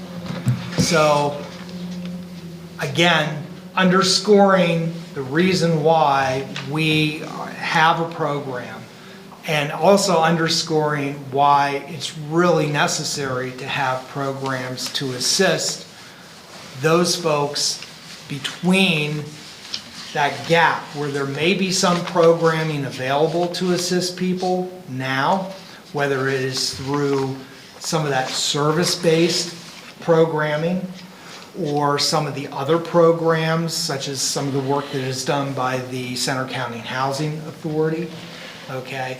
But where there are no programs is in the middle. It is in that range from roughly 65% to 120% of AMI, where there's very, very little available assistance to folks. The county does have a first-time home buyers program, and we haven't even talked about, based on income, saving up for a 20% down payment in order to avoid the PMI charges that go along with that, less than a 20% down payment. There are complications here, and so I think that this screen shows that pretty adequately and underscores why there is a need for these types of programs. Is there anything else that's left there? Yes, the other thing that I do want to talk about, this shows our labor market for the center region. And you'll see that the pinkish, purplish shaded are all the counties that consistently send workers to the center region to work, to Center County to work. We have a very broad labor shed, very broad labor shed in Center County and in the center region in particular. And so where do people end up living? They end up living where they can afford to live. And this is a representation of that. I've seen a variety of different iterations of this labor shed. It has been shown in some of those iterations to be as many as a 13-county labor shed for the center region. This is a little less than that, but I think it aptly depicts where people are coming from and why they're there, in part, not in full, because people make choices about where they want to live. But in part, one of the reasons is the cost of housing and affordability of housing. So that is really the presentation this evening. I just wanted to go through that quickly to give an overview, talk a little bit about what the AMIs were like, why we were using them, where they came from. But if there are any questions, both Lindsay and I will be happy to try to answer. Is there any questions regarding the chocolate coffee? And when we did do this, I actually had the board out and we did some scribbling on the board, so. Yeah, I think you called that 60 to, the remand letter, the 60 to 120% was the missing middle. Missing middle, right. Thank you. Thanks, Matt. Okay. Lindsay, you have more? Yeah, so I did put together a presentation, but it really is just, okay, it it really just is our memo, or the memo that you have in front of you, just in table up on the screen. But as a result of our last meeting held in April, when we presented to you the Planning Commission's recommendations on their workforce housing or attainable housing ordinance, this is the follow-up to that meeting. We did meet with representatives from the development community, which one is here this evening, and because of our discussion at council and that discussion, we did come up with a listing of 15 items that are ready to be discussed in more detail. Okay. So if you want to just dive right in. Yeah, council, how about we just go right down the list? We can discuss one at a time. Is that what you're thinking, Lindsay? Yeah, that's what I'm thinking. So this is just a timeline of kind of where we are right now. We started when council endorsed the intent statement, moved on to planning commission. We had our first chalk talk, introduction and review by the ordinance through January, February, and March. In April, the planning commission made their recommendation to council. Council had their initial review, and then we have the chalk talk here, and we're doing this tonight. So going off the table in your memo, the first was just about the ordinance and overall comment from the development community indicating that it's been proven and why break it if it's not already broken. But also, it was also recommended that our ordinance could be used as a model for the region. Going into definitions, fee in lieu, this was just noted that it was a discussion point. The developers like the option for a fee in lieu for a land donation and for credits for existing dwelling units. When we discussed last time, council was okay with bringing back the fee in lieu and also the credits for the land donation, but the credits still needed some talking about. So that's what we're here tonight. Do you need me to slow down where you want to talk about all of Yeah, these? so Sorry. I just want to ask council members that if you want to make a comment or interject per line, we'll give you that opportunity, but we'll keep moving otherwise, okay? So I do have Yep, go a ahead. couple of comments. So on the comment about the ordinance has been proven to be strong, one of the questions I had was, what housing stock do we have that would be considered attainable housing that could be purchased? We have the workforce units in Aspen, but That's it. Right. We have rental units. We do not have owner occupieds. right. So I guess my concern there is it's proven to be strong in what way in terms of moving us closer to the goal of making housing units available for purchase? Well, one, we have an ordinance. It's inclusionary, so it's required based on certain criteria that's met. And certainly in the case of the criteria is the density. Right. Right, okay, so, and we've proven through utilizing it at the Aspen project that from the rental standpoint, that it works. I concede the point that we don't have any evidence that it works relative to owner-occupied units, but we do know that it works relative to the rentals. Works very well for the rentals, and I am addressing the question in terms of it is proven to be strong. I'm addressing the question to homes that can be purchased by the missing middle. That's my comment. Okay, any other comments on the ordinance itself from council? Okay, let's go ahead and move on to fee and lieu. You were discussing that. Sure, yeah, that's just, some of the options that we give. The Planning Commission's recommendation was to take out fee and lieu, to take out land donation, and to remove credits for existing dwelling units, whereas council felt that having those options were worthy of putting back in. So that's one option, but still up for discussion for the credits for existing dwellings. Okay, so I remember this conversation, right? Because, and I think it was along the lines that we still ultimately have a decision to grant the fee in lieu, right? So that still resides with council to make that decision. But the more discussion on the necessary credits for the existing units, I don't remember too much of. Did anybody have anything else to add on that? I did have I had a question about the fee in lieu. So the question on fee in lieu is, where does that fee in lieu go, and what is that fee in lieu used for? Is that used to offset the cost of homeowner, purchases? How do we use that fee in lieu? Where does that go? To be determined. Because at the moment, the ordinance is silent on fee in lieu. So if fee in lieu is granted, okay, the ordinance is silent at the moment on how those funds are to be used.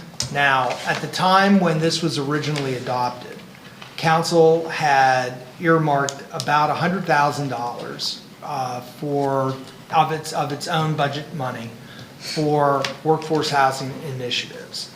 Had there been workforce housing developed, had there been fee in lieu granted or authorized in those cases, the assumption was that money would go into that pool of funds to then be used to assist in other workforce housing initiatives. That was not, however, written into the ordinance. So that becomes a bit of a question here. It needs to be better defined. How are we going to use any fee in lieu funds that might be authorized in exchange for not creating the units themselves on a particular site? And what are the parameters, what program are we going to develop as a result of that? And I guess I would ask the other council members if that needs to be called out in this, specifically in this ordinance, if we're to then accept fee in lieu. Yeah. Yeah, absolutely. I don't think we're going to determine tonight how that's going to work, but. Definitely. We need, we can update that. And then one other question about land donation. The land donation, I think we get to it later on in other points, but land donation in the township versus land donation outside of the township, again, that would be something I think we'll address at a later, am I right about that? It does come later, yeah. Okay, then we'll leave it to there. Thank you. I just had an additional comment on land donation. But I just don't see how that as a concession really gets us where we want to go, right? Like I definitely see the fee in lieu, right? If we allocate that towards, workforce housing works, but a land donation, ultimately, like in the past, and correct me if I'm wrong, land donations ended up being Parks and Rec land, which is great, but then that also incurs additional costs in the township and really doesn't get us towards the mission of workforce housing. Well, I think it has the potential to segregate some of that housing if we take the land donation. Am I understanding that the development would occur in that donated area? I may be wrong on that. I think that those parameters have not been identified. Okay. But the other side of that coin is that we are not the only game in town in terms of entities, nonprofits, others that are looking to develop affordable, attainable workforce housing.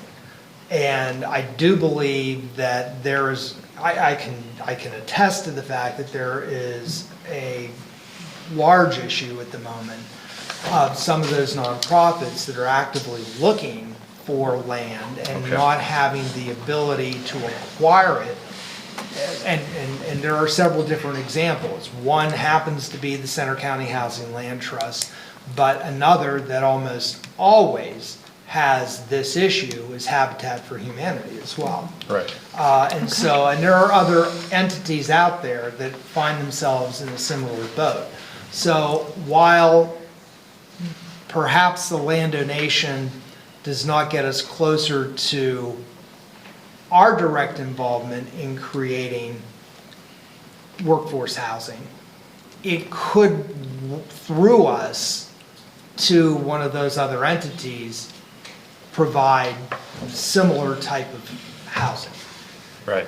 So your recommendation is, right, to maybe further define that as you would with the fee in lieu.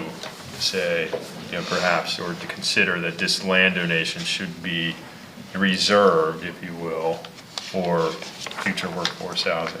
Yeah, there's no question that if there is in my mind, there's no question that if there's a land dedication in conjunction with a requirement that's in this ordinance, that needs to be reserved specifically for workforce housing type initiatives. Okay. Rich, did you have something? I did. I think it's another tool in the tool bag. Yeah. And for council to say yes or no, this does move our goals forward. No, this doesn't move our goals forward. And a lot of it's crystal ball stuff. You could have a parcel right next to another parcel. That's a separate parcel, and that would be that would fall under that donation. Or there may be one right at a employment center, in the neighborhood of an employment center, that's where we would want that if we could put it there, kind of thing. There's no way to sit here today and say what those are gonna look like, but we would have the tool to potentially say yes or say no. Okay. Anything else on definitions and fee in lieu? Okay. Okay, go Well, ahead. we didn't address the. Right. Credit. The option of- Credits. Yeah, so the credits for existing dwelling, that option, so you can get credits for existing workforce housing so long as your development didn't previously use any of the other incentives for that development. Also, there's a stipulation where credits can be used if the certificate of occupancy is no more than 5 years prior to a newer development. And there's one other. If the number of dwelling units being credited towards a developer's mandatory obligation is less than the developer shall be required to provide workforce housing units equal to the difference. So it's a little wordy. It's a tool, but the Planning Commission's concern or comment was it's still not getting us the units that we want. Although we did discuss it with the development community where I believe they have a different input. So this credit already exists is in the existing ordinance. And so Planning Commission had made a recommendation to remove it for the reasons that Lindsay just stated.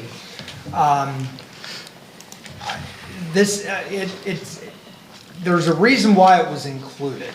But again, as Rich just suggested, some of that at the time was very crystal ball. The issue becomes what gets credited, what type of development gets credited, how long would those credits remain? The existing ordinance says five years. Provided that the units that were constructed did not receive any kind of consideration from other elements of the existing ordinance that they used to help develop that. And so we don't necessarily have an answer for council, but this is something that we clearly will need to work on if it's council's desire to continue to consider having credits for units that have previously been constructed. So what are our feelings on that? Straw poll on credits? Could I ask one question?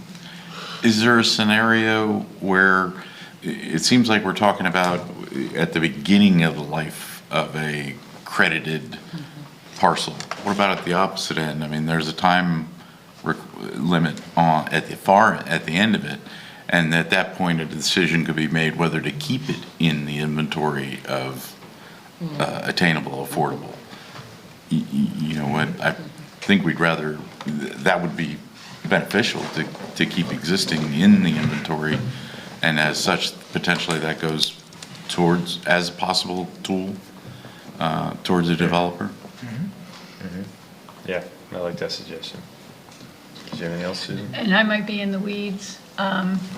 where I do spend a lot of time.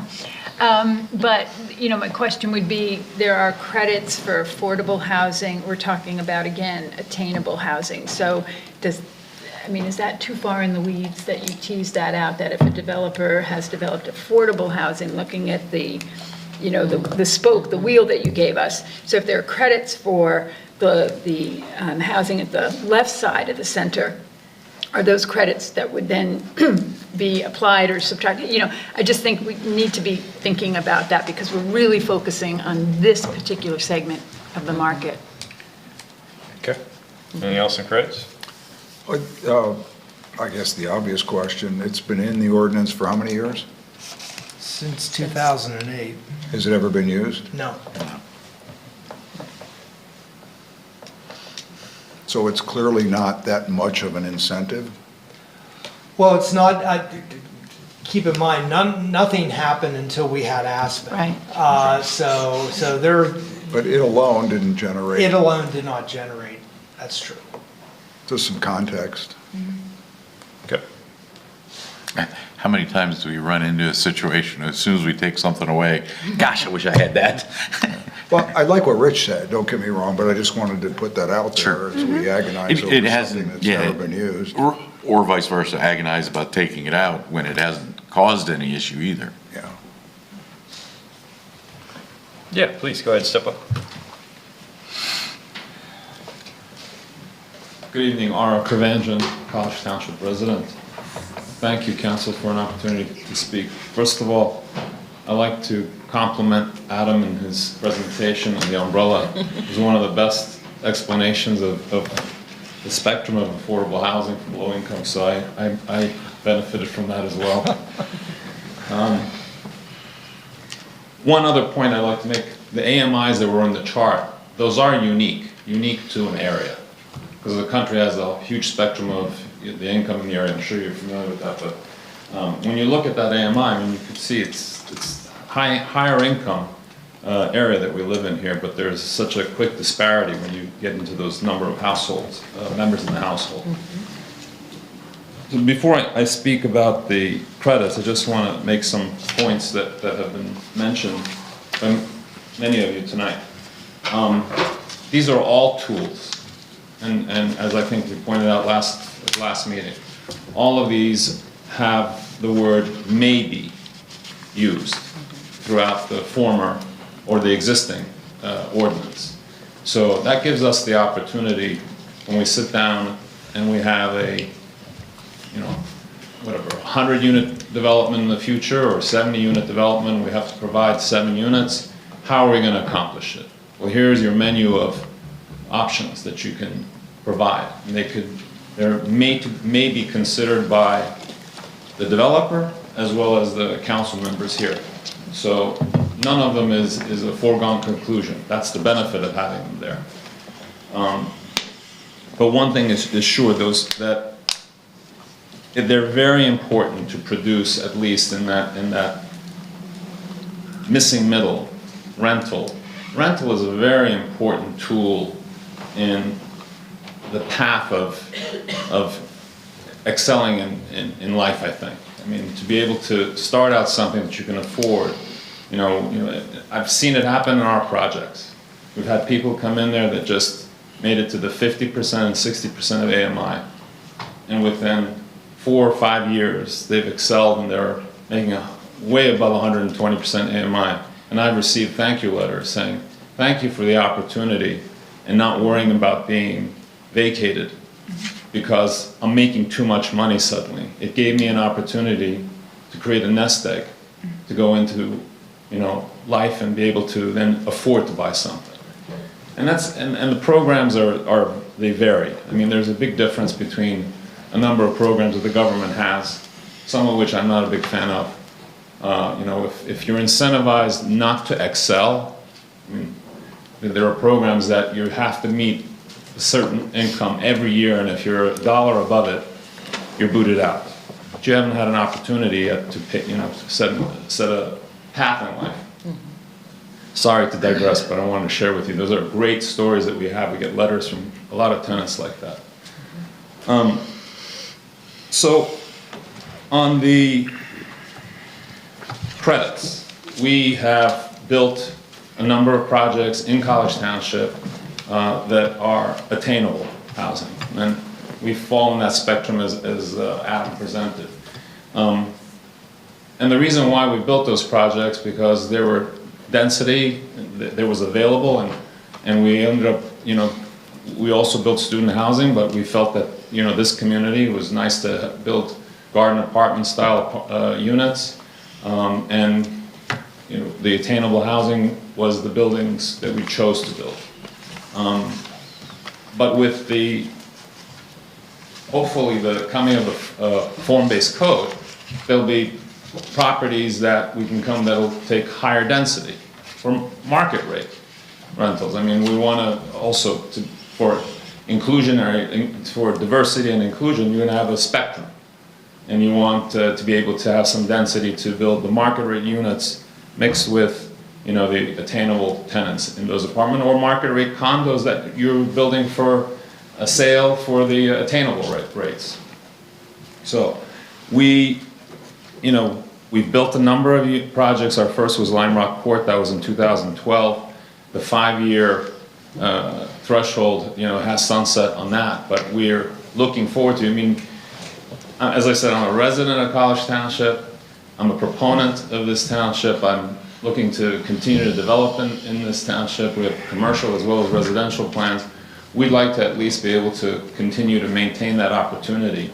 We've got one project that we just finished, which I'd like to invite council members later on with some invitation out. Adam's going to get one members here on the 28th of May at Evergreen Heights. It is a 40-unit project with 21 bedroom and 22 bedroom units for a 62 plus senior community. And in that building, when we submitted, we had to provide, affordable housing under the ordinance. Aspen did with student housing, we did with our attainable housing. It was a requirement. So we have built under that ordinance. We have, I believe it's 4 or 5 units. Lindsay and I will work that out so that we can include there. So when we built those units, there are certain provisions of the ordinance that we did benefit from to be able to build those units.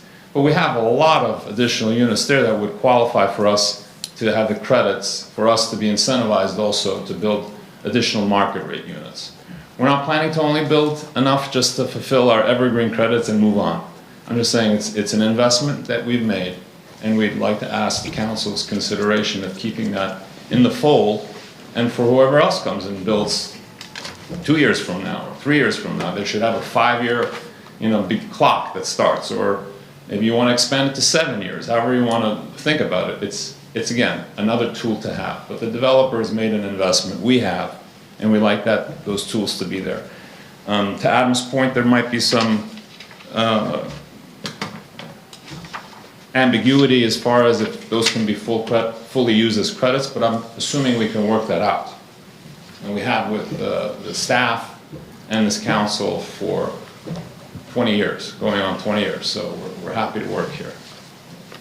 So, and the land donation, I did have one more note. Land donations, I think, is another tool that makes sense, because one thing, as Adam pointed out, having a fee in lieu that builds up can be used from some of the other organizations, the Housing Authority or Habitat for Humanities.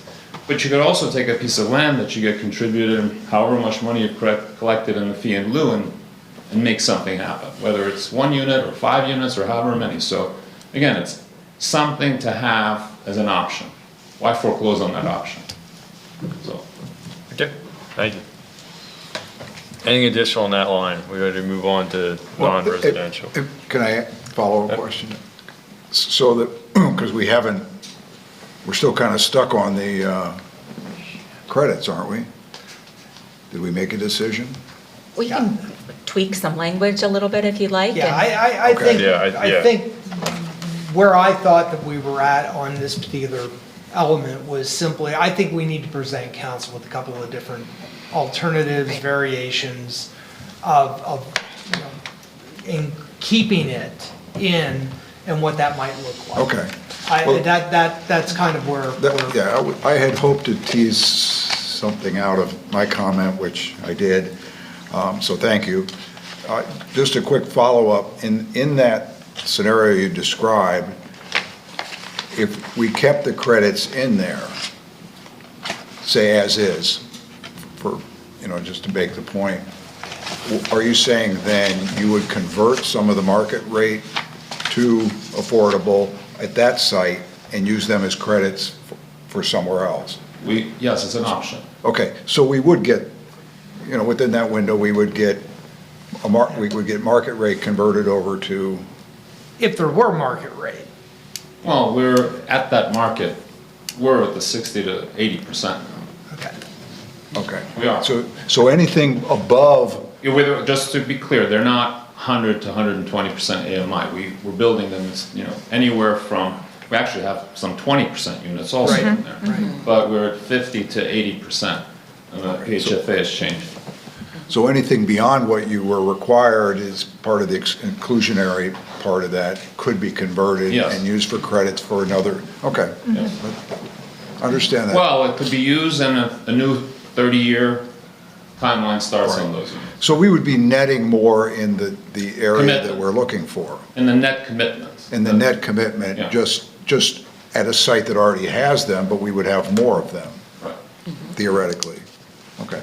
Yeah, hey, before we move on, I just had an overall question. Is this going back to PC after we discuss these comments? It may. That's what I'm wondering. Again, I think that depending upon the modifications that are the council's looking at, it may make sense to take it back to PC, have them evaluate your thoughts and give you some additional feedback before we are ready to move forward. Yeah, substantial changes probably should get back to the planning commission. All right, so you want to collect our comments and then recommendations back to Yeah, us. well, I'm thinking at the moment that we're going to be coming back from a staff perspective yet one more time here to kind of button up and button down and make some of the decisions that we're talking about on things like the credits and other items that we may get to here momentarily. Okay. Anything else? Before we go to. I was just looking at our minutes from the last meeting when we discussed the topic, and one of the things that came up, and maybe this is your point, Eric, and I didn't understand it, but something about the credit ratio needing to be further vetted. So I think that's to your point, is it not? Well, yeah, that came up, but now that I have a better understanding of, having heard that, now that I have a better understanding, then I would be more amenable to a one-to-one. I don't know that, but I think that should be part of what comes back to us. Because that's what's in that right now, one-to-one, right? If I asked it would come back to the planning commission, I think a lot of the stuff we're finding out, the last meeting and tonight, is after the fact. Yeah. I would have really welcomed, the community input, like we talked about bankers, stuff like that, some financial input, and, maybe our decision on the ordinance would be a lot different. Yeah, Matt, and that's why, I appreciate your comment. That's kind of why I brought it back up, because it feels like there was a missed opportunity for PC to really have a good, all that input before it ever came to us. So, really, I'm kind of like, maybe we should give them the opportunity to bring it back before we even discuss it further. Based off of the developer's comments. That's kind of where I was going with my question.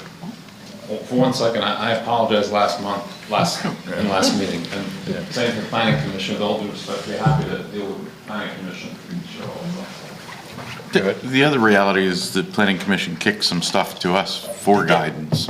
Yeah. And so we provide that, and I think it makes sense to go back with that guidance. Yeah, I think you're on a good path, and at this point, my recommendation would be for council to finish off your work and your review, get it back to the planning commission, have them go through that, have them have the benefit of maybe hearing some of these other inputs, and reviewing the work the council's done. So I think it makes a stronger ordinance, and I think it's on its way to being a valuable tool that can be replicated elsewhere in the center region. As a developer, I agree. Only 13 more topics to go. Yeah, I mean, I'll agree just to, for consensus and go forward with it, but yeah, I mean, I would argue that PC didn't get an opportunity to vet it out, but I'll leave it at that and keep going. Definitions in non-residential, let's go to there. That was just a question as to why fast food restaurants were excluded from non-residential uses.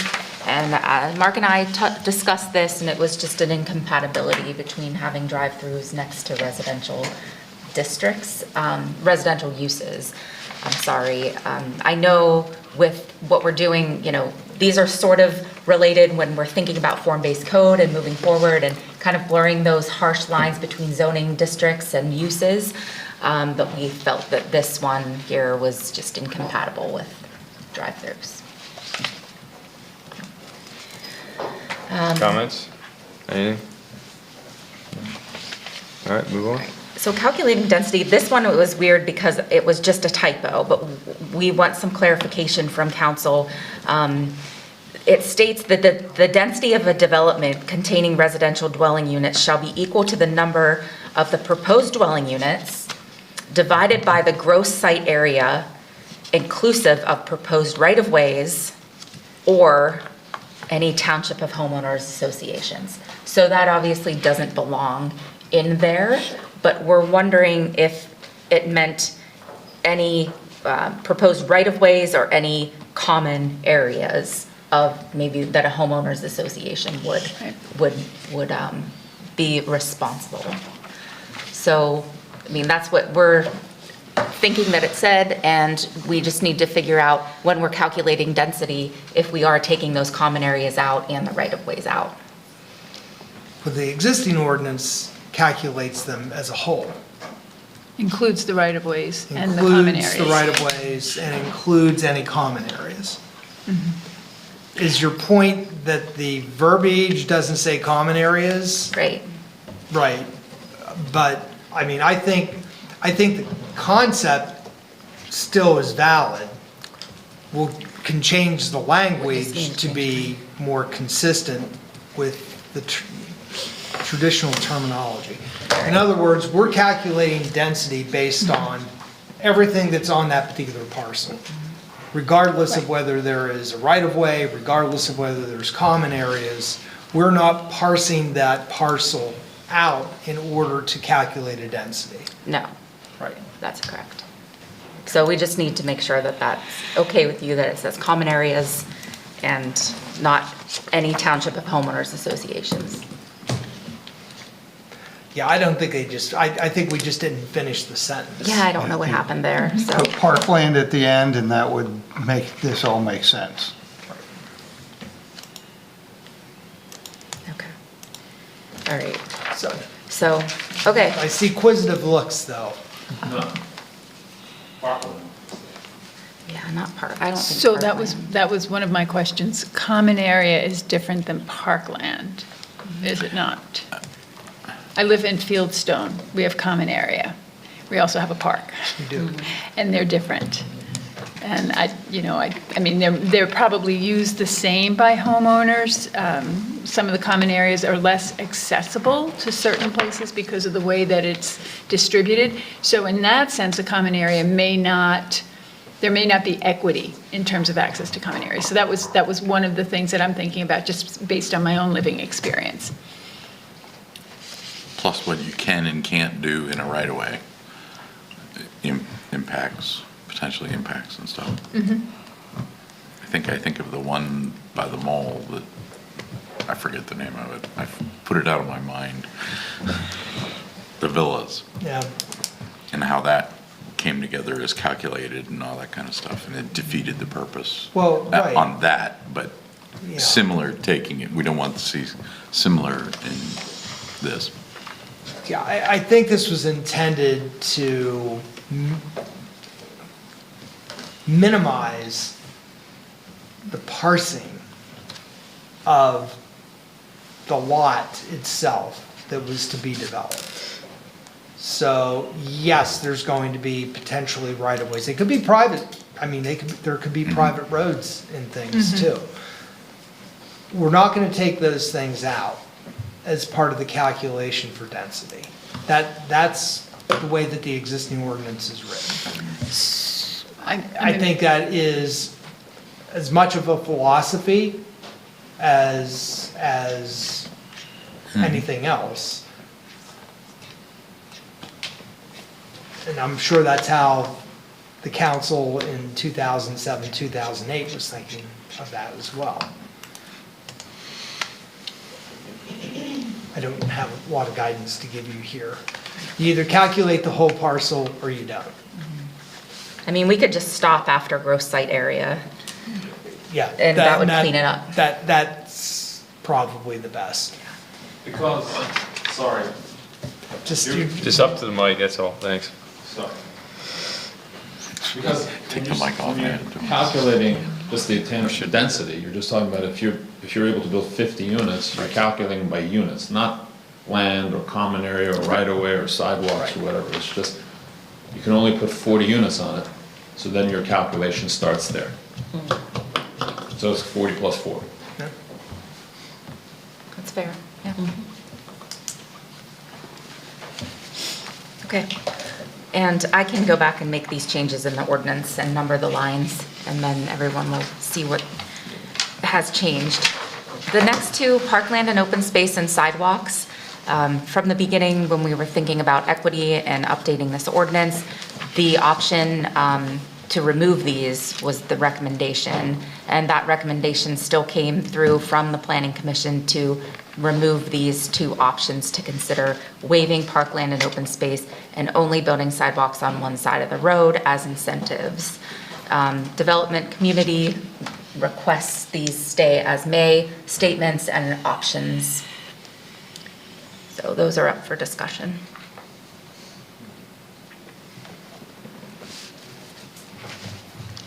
I have concerns about making parklands options. I mean, I have concerns as a healthcare provider. I know that we have better health outcomes, particularly in kids that have access to parks. The data is there. So I think parks are really, we understand more and more, particularly in the healthcare community, that greenlands and parklands will be essential to a healthier community, which long-term, I think that's what we're looking for. I just had a question on clarification on, I'm a bit confused on the column that says council staff comments, options should be removed. So we were saying to make it not an option, right? Continue. That's Right. what that means, All right. yeah. Take it out of the ordinance completely. Take it out. Wasn't that PC's recommendation? Yeah. Okay. It would be helpful to have PC's recommendation in here too, as part of it. Oh, Yeah, well, it should just be added on. It says council/staff. It should be council PC. Yeah, okay. Yeah. So I took those as sort of de facto. Those were the PC comments. Yeah. I mean, Matt could speak to that, but sorry for that Yeah. confusion. Okay. Any other comments on that? Are we talking about both of them together? Both lines, sidewalks and the? I think we could group I them. mean, I agree with Susan on parkland and open space. We've talked about that a lot. And that was one of the areas we were less willing to give on for obvious reasons. But if the purpose of the sidewalk, you know me, I'm a sidewalk guy, is for connectivity, in certain circumstances, a sidewalk on one side of the road may provide adequate connectivity. So like, you know, Rich and I are fond of saying, I don't mind having that option in our tool belt if that's enough of an incentive that the developers would like to keep that in place. I live in a residential development that has only sidewalks on only one side of the street. And the density is such that that's really not a factor. So we get the connectivity that we need. Now, if it was more dense, well, see, that's when our option comes in. And so what you're saying is keeping that as an option. As an option. Yeah, no, I live in a neighborhood that has a sidewalk on one side, and, you know, the goat trail actually supports that one sidewalk, that one-sided sidewalk, with the right crosswalks and things like that. So I think that's important, but again, I haven't done the work of sitting through a final land development approval on something that would be as complicated as this. But, I mean, if that is a concession, I mean, I'm all on board with parkland and open space, Yeah, I but don't think I'm that's an certainly option. willing to give a little on the sidewalks as long as it remains an option. council's discretion. So they are may statements, so of course they are options. As it currently is written. Yeah. So the parkland, are we thinking that parkland is no longer an option? It's not a may statement, it is. Can I make a comment just on the parking? And I appreciate the fact of wanting to have parks. Yes, you can make a comment, yeah. Yeah. Yes. She Subbing in for the chair. I'm looking Oh, at. I'm terribly sorry. Yeah. To be clear, though, we talked about this last month, and if the parkland is adjacent to the development, that's a lot different than something that's on the other side of the township for equity purposes. So I think we need to be clear that we were okay with that, with that aspect. I was just gonna give you an example. Like if you're building a 20-unit townhouse community, in a rental community or a for sale community, and it's adjacent to a park that's there, the demand of the additional acreage for the park, having two parks next to you, if it's a small project, I mean, it makes the difference between adding those 2 units or not. We have to still do it, but it's another challenge if we could have the ability to just point out that the park is next door. Like a proximity indicator too, right? And I'm not ready to say is it 100 feet or 200 feet, but I mean, the logic again of may is to come and say it's right next door, or it's 100 yards you're at a park, whatever. And it's better to have 2 units than trying to figure out, I don't know, Mark, maybe you can help me with the zoning. I don't know how much parkland we'd have to use for a 3-acre parcel. Well, that's based on the density, isn't it? 0.2 acres? 0.28, maybe 0.25. Yeah, it's a. So it's quarter acre per what? Or is it a 0.02 per unit? It's in our code, there's a per unit. Let's say it's per unit. 0.025 to make it easy. So it's a quarter acre for every 10 units. Okay, so if we're building 10, we got a half an acre. Half an acre is a lot of land, especially if it's only 100 feet away or 200, there's a park. It's just, again, the ability to have an option just to. But to consider that the park, that's written that way though, not just by proximity, to make sure there's enough parkland per person, right? That's why it's based on density versus proximity. And folks, I'm not saying, absolute no, but both should be considered, right? If it's a small park because there was very little development there, that makes a difference, right?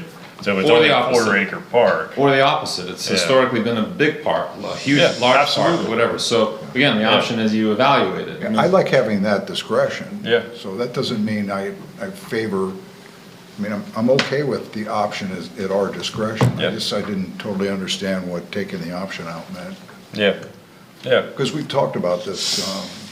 Yeah, Mike? Yeah, the biggest challenge with these types of statements and these types of incentives is, right now you're doing it with a blank sheet of paper. No paper. When you look at these within the ordinance and you're trying to apply it, the context of the development and the surrounding community is going to be really important. Absolutely. In what decisions the council ultimately makes. And I think that's kind of what we're talking around here is, and it's probably an argument for keeping it as a may statement. It gives you latitude to make some decisions based on that context. And, it may ultimately work as an incentive or a disincentive depending on the context of the community. Right, and so the responsibility for equity falls to us. Yeah. In evaluating the option. Right. So as an example related to sidewalks, in a community that traditionally has sidewalks on both sides, is it an important concession to the developer to have it on one side in terms of the context of the community? Then it sticks out like a sore thumb, to have a sidewalk on one side in a community that has sidewalks on both sides. So it's a case-by-case example as much as anything when you get into this level of ordinance. Well, and I think, the previous ordinance said no workforce housing unit shall be more than a quarter mile from parkland or open space. So it did call out proximity. So I think I think that it would be important as part of this work would be to call that out with an eye to keeping proximity adjacent. So the suggestion would be, it would only be an option if it Should met. there be? something within X amount of feet or Right. miles. Putting Right. some guide rails on it would be interesting. Because It'd be this- an interesting. Well, and This it was protects in called out case you have a specifically. council that isn't as Exactly. equity-driven as we are in the future. Yeah, and that's, I thank you for that, because I do think there's precedent for the call out in terms of defining proximity. I like precedent, too. I inherited the precedent I mentality. was gonna say, Wow. So, I mean, I think there's some concession there, yeah, but I think it's really important to be clear to the point about the future And I will councils. follow order, sorry. I didn't mean to- Thanks. No. I stepped out You of weren't line, out of too. order, it was her. Oh, wow. Go ahead, call me out. Yeah, it was Susan. So I take it from the conversation that at the moment, this will remain a may statement Right, with for both proximity. parkland and for sidewalks. I think it's important to call out a proximity proximity. With definition guardrails. that's very clear that supports the equity. Yes. Otherwise, I think it's not an option. So with that is what you're saying, so parkland may be, it may be as a concession unless there is no park within a certain proximity? Is that what you're And saying? I mean, I would even venture to offer adjacent to. Well, at a minimum, it needs to be That's tough. accessible. I mean, because Yeah. it could be Okay. 300 feet, could be 100 feet away, but could be an 8-lane highway. uphill both ways, like when you went to school. Yes. Understood. And It could be a cliff. It could Well, be across the There could be no highway. sidewalks. Yeah, I mean, we have seen that. yeah. We have Yeah, seen, think about we the have people seen living quarter on both miles sides across of a the law. 4-lane highway. So I'm just thinking forward. And all I'm offering is food for thought too, because I heard 2 points in terms of guide rails. One's proximity, but one's also scale. If Well, you're and I looking think at a that's high-density how- development, yeah, the scale of the park. That's in general how that's- it's written in all, in the regular zoning, right? It's on scale, right? That's how it triggers the amount of parkland, Really right? good point. Yeah. You actually heard The 3, acreage. Yes, because you also heard accessibility. yes. Yeah. Yes, The 4-lane highway in between. yes, Oh, yeah, absolutely. Yeah. yes. I mean, how close is Slab Cabin to those people who live across the highway? Quarter mile, Probably less. probably less. As the crow flies. I'm not getting there that way. Okay. Sidewalks, we did additional bonus. Yeah, this, for every, this is just, one-to-one. If you build one workforce unit, then one market rate unit can have the same elements to it, such as lot size and so forth. Right now, it is, You have to build 2 to get 1. right now you have to build 2 to get 1, between 80 and 120%, and then 1-to-1 if it's up to 65%. So this one is, we were just gonna keep them both in because for additional bonuses, so you'll have, it'll read for every 2 attainable housing units, which are affordable to those making 80 to 120, 1 market rate housing shall be permitted to have the same lot requirements noted above. And then it goes on to say for every 1 attainable housing unit, which is affordable, making less than or equal to 80, 1 market rate housing unit shall be permitted to have similar requirements. So I guess it just depends on what percentage of AMI you're meeting, whether or not you can have the same lot requirements. I don't see, I mean, it's, I think they're both good incentives to have in there, and I think, it would be a useful bonus to have. So I think putting it back in would be beneficial. And planning commission's recommendation was go to 1-to-1? Yeah, but a lot of the things that the planning commission had were, see what council says. We want to suggest this, but we also want council's input. This was one of those cases. So if I build 1 unit that is an 80 to 120, or I'm sorry, if I build 2 workforce housing units that are 80 to 120, I get an extra market rate lot with the same dimensions. Right, same setbacks, lot size, yeah. If I build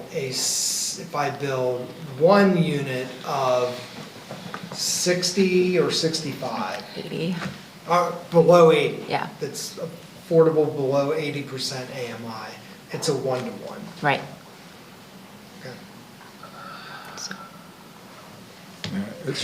Sorry. It sounds good on paper, but in reality, it's hard to. But I think that's what we're going to hear.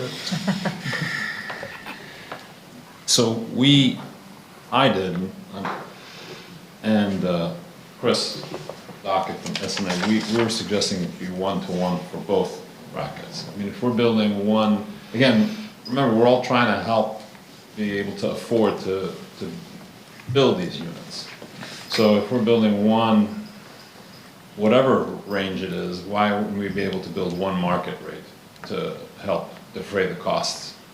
I mean, is there some purpose to, if it's two, it only has to be one, just to make it more difficult? Currently is what I stated. 1-to-1. Yeah, 1-to-1. well, no, it's different. It's 2-to-1 and It's 1-to-1. split. Yeah, It's it's- currently split. Right. Well, let me ask this then. This is for above and beyond what's required. This is incentive to build more than what's This is required. additional bonuses, yeah. So whatever the rate is, it gets us more, Right. right? That's correct. And it would affect the market value of, the value of, say, the market rate unit. So it would be a small, it would be a smaller size, but you would get more units.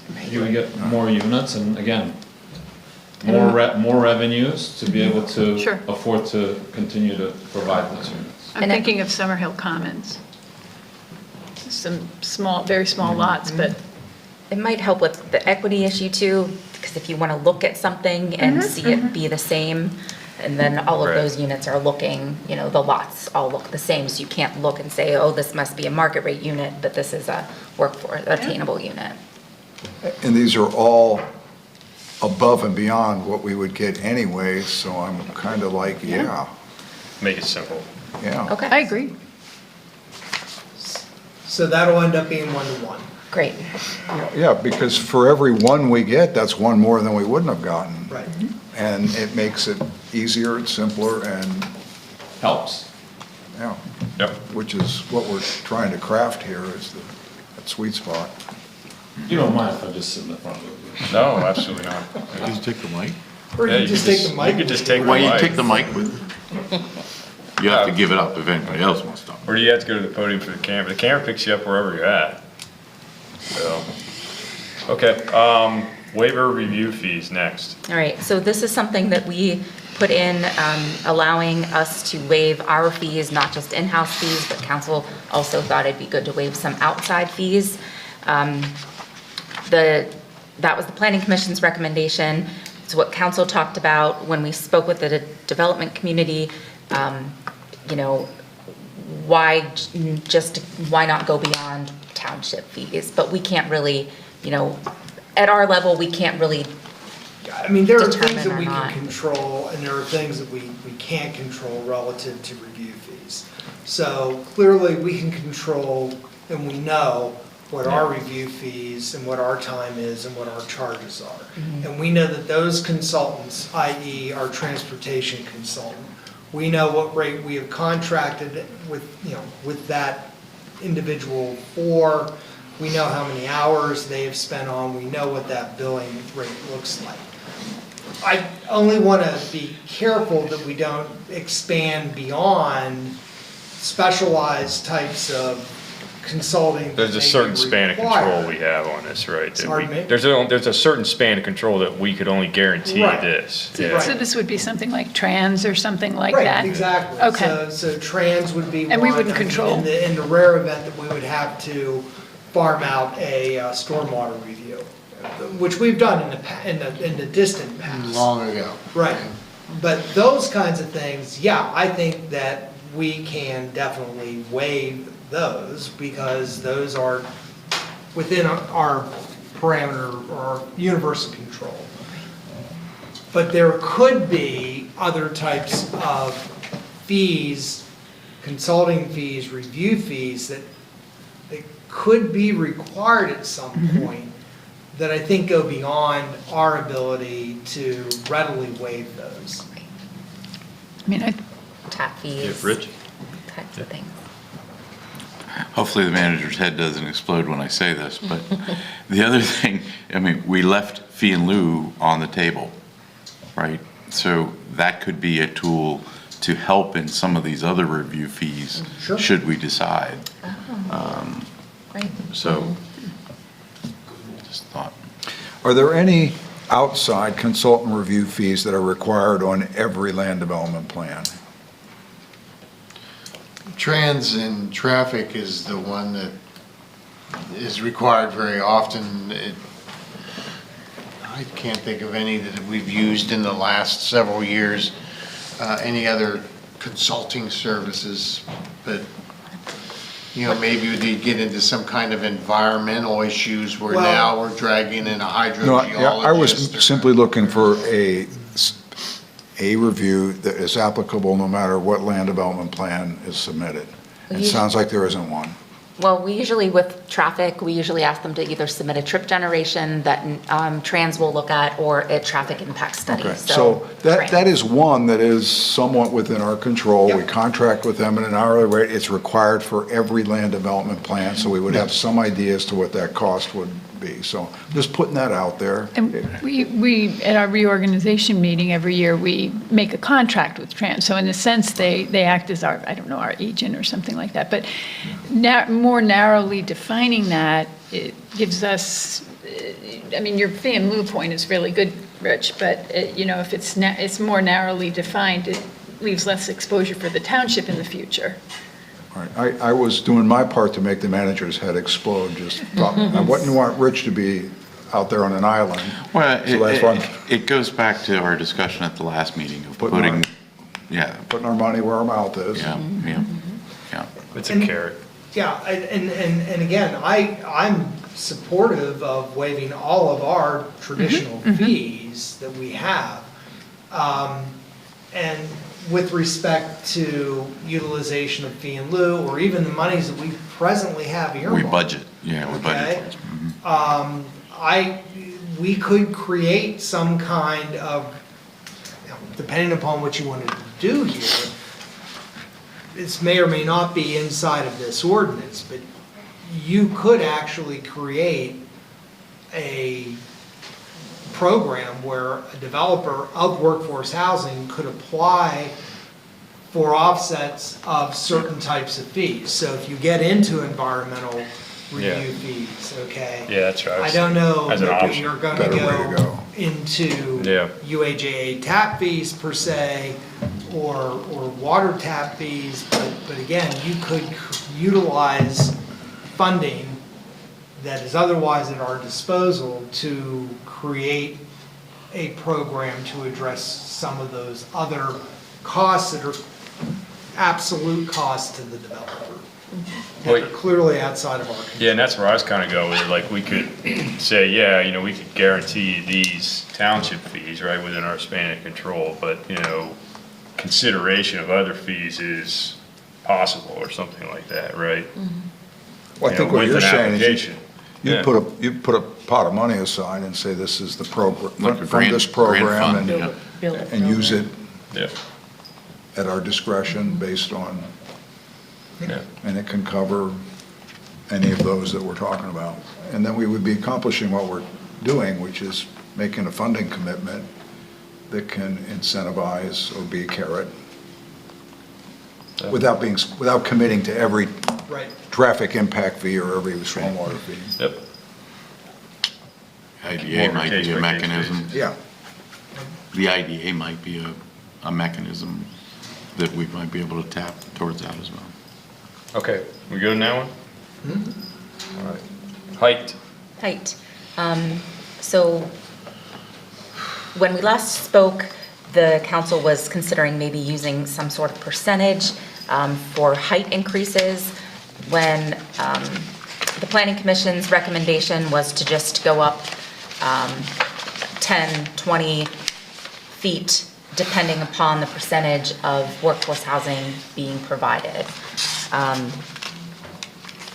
So that's kind of where we still are. The development community wants to see a little bit higher heights. So going from, say, for townhouses and apartments, the max would be 55 for something providing between 5 and 7%, or up to 65 for 8 to 10%. And then, they would remain the same for PRDs, which the maximum height would be 75 or 95. So I know we talked a lot about character, and if that height was a little bit too high. So here's the point in the conversation that I think we need to make the distinction. We all have, and we all know that we're pursuing something quite different in Dale Summit. I think it's imperative to set that out of your mind for this portion of the conversation, because this ordinance, and until such time as we have a form-based code in Dale Summit, this ordinance will apply throughout the township, and it will apply based on the criteria that is established for each of those individual zoning districts existing within the township. Correct. Where we already have height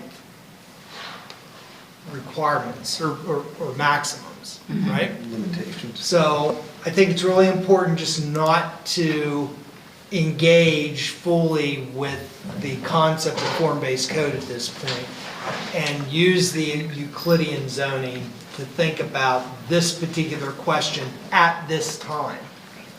Because what you decide to do will have a dramatic impact in an R1 district versus an R3 district versus other districts. So keeping that in mind and recognizing, much of what we would anticipate receiving relative to workforce housing may come through a PRD. Right. What are those existing, what are those currently existing requirements that they have?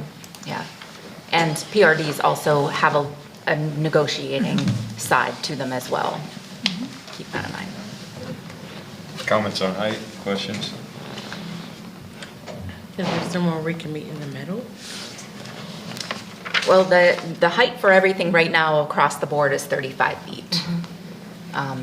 So, we suggest to go up 10, go up 20, maybe up to 95 is a little bit too much, especially considering the entire township.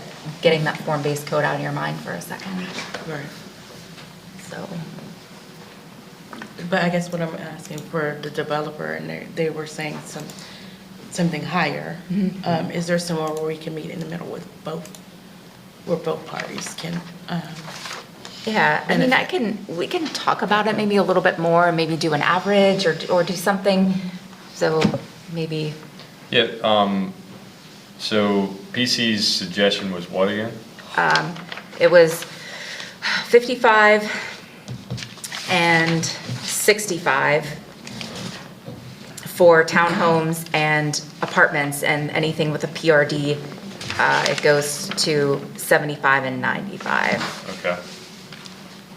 And your recommendation? I'm fine with that. I'm fine with that, because but the reason, just to tell you, is new designs and everything have parapets measured up to a flat height as opposed to an A-frame roof, so we can get more density built into it without having an A-frame roof. So, A-frame roof. So, we're fine with that. Yeah, I was fine with what that recommendation was. You're fine with the planning commissions? That's great, okay. Good. Anybody else? Comments on this? So am I understanding right then that we're talking about up to 95% in R1?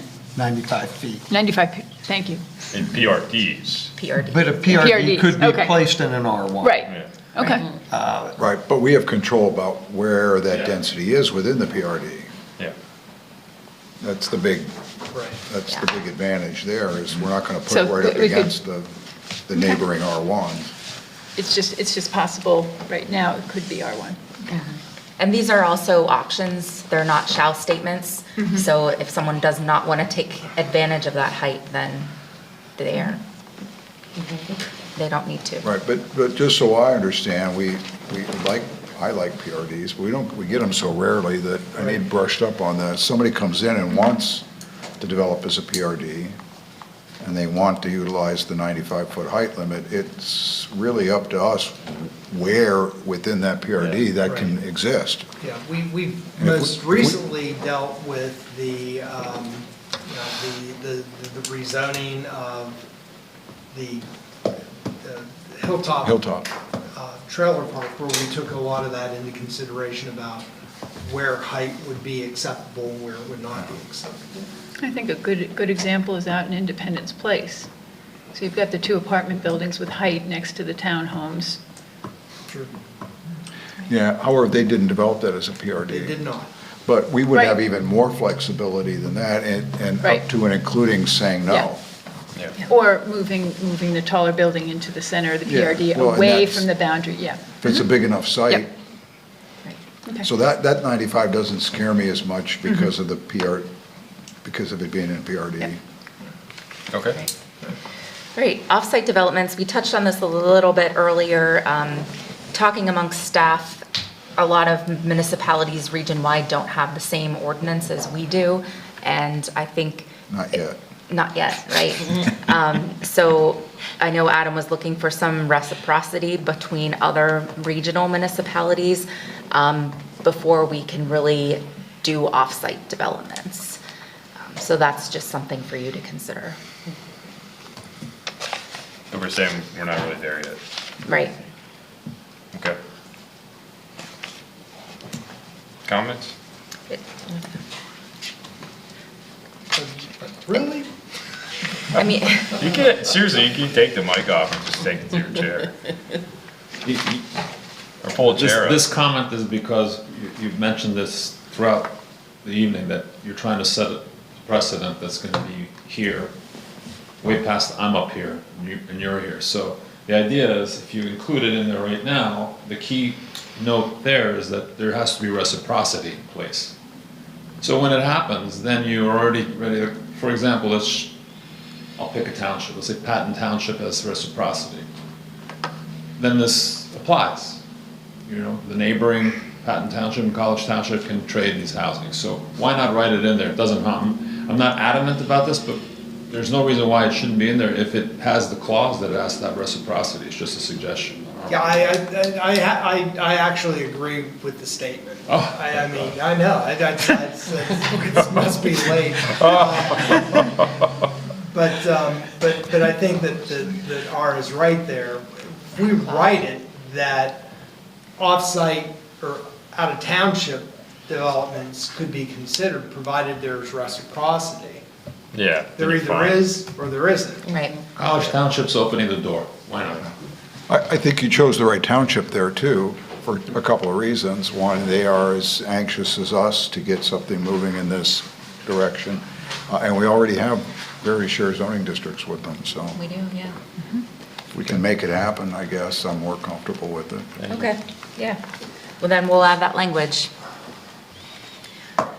Phasing was the planning, staff and the planning commission came up with this phasing, and it was mostly because we just wanted to make sure we see the units be built in a reasonable phase and not just pushed off to the end. So above and beyond what the planning commission wrote, we wanted to add, no occupancy shall be granted in a subsequent phase until all attainable housing units are completed on the prior phase. So we just want to put some, just some reinforcement in there that, we're not going to be seeing these workforce units. We will be seeing the workforce units earlier than later. Yeah, I remember a lot of discussion around this last time. Yeah. That's because we waited 25 years for Brandywine Drive to get completed. Yeah. So there's that. All right, you have something to say to that? Yeah. Well, I remember a lot of discussion around this last time. Yeah. We did, because if you are building PRD, let's say it is a PRD, and the commercial aspects of it is what actually gets the funding going, the economics working for the developer and your lenders to get it going. So demands of making, you have to have those units and sometimes have to wait. The question that you brought up, or the point you made, is what if, you know, the developer that comes in only wants to build a commercial with the guys that they were going to build residential and never intend to build that. And I think, Adam, you mentioned the bond or something to that effect. So, Yeah. but that gets very costly. Now, nowadays, it's very difficult to get a bond unless it's cash behind it. To be honest with you, I can't give you an answer on that. I've been thinking about this. I'd like the opportunity, if I can, to suggest something while, you know, with Lindsay and Mike, while we're working on this, to give some suggestions, to keep ourselves accountable.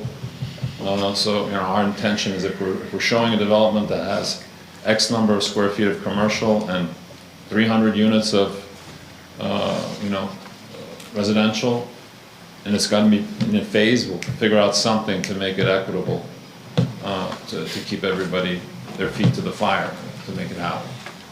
But I just want to throw something out there right now. I'm thinking about it. Okay. So the current language says if the first constructed phase contains 50% or more of non-residential, no workforce housing is required in that phase. Yeah, I remember that. So, That could still stand, but you want to know when's the other phasing coming in. When you're building the next part of it, you should have some component or percentage of the units that you're responsible for coming into the next phase. I'm just trying to see how we can figure out a commitment for that. I think in the language in the ordinance calls that out in the additional phases, doesn't it? You mean under phase, yeah. Under B, 3B? Mm-hmm. I'm just going to look at it. I mean, it might just be fine. Just want to. Maybe I didn't have to get up here. It's just. Now it's a habit. It's reflexive Now now. it's a habit. I'll be back. It's helpful. All right, so phasing, are we moving on from that, or we need more discussion on it? Or we just need to come back to it at a later time, right? I mean, I've looked at the language in the ordinance. I think it looks like a lot of what we're talking about. Okay, well, let's us put a pin in that, and we'll review, and we'll come back with, Yeah, I mean, I don't know, put a pin in it because it's confusing what PC was recommending, because it's in place, right? yeah, we'll take another look at that. Yes, definitely. So, let's move on to the next. Okay. Amenities. Amenities, interior amenities, the planning commission thought that attainable units may not differ from the market rate units when it's regarding interior amenities. But after giving it some more thought, we felt that that's a big cost savings for the developer.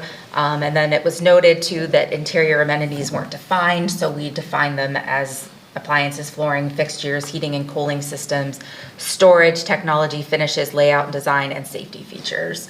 So just some of those interior amenities that might be able to say, you know, this place is still safe, but it's, you know, you can pay a little more and have a little bit more safety.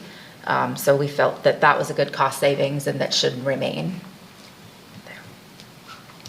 So where would a countertop fall in that definition?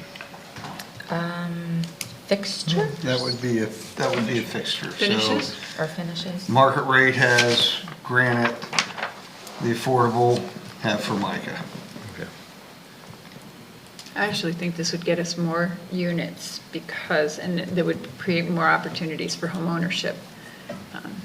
Okay. Yeah, we did have that discussion, and it would be at the Yeah. expense of the owners or renters Right. having to spend more money over time to replace the amenities, but the trade-off was we could get. Homeownership. Could we get more, and could we get more home? That's a And tough Miss- one, but. And Missy made the point that they have programs to talk about responsibilities with Yeah, homeownership Miss and that did kind make of that thing, so there point, was yeah. support for that, so. Yeah, that whole starter home concept too, right? Yeah. Okay, certification of buyers. All right, so these next three, these were not planning commission recommendations. These are just things that came up since our last meeting with the development community. So it's just dealing mostly with after the fact when we're in with the agreements. And so Mr. Kfajian may want to speak to this a little bit more. Thank you. That I'm on this. there's what we're talking about. No. Which one? Certification. Certification of I think we'll buyers. work through this.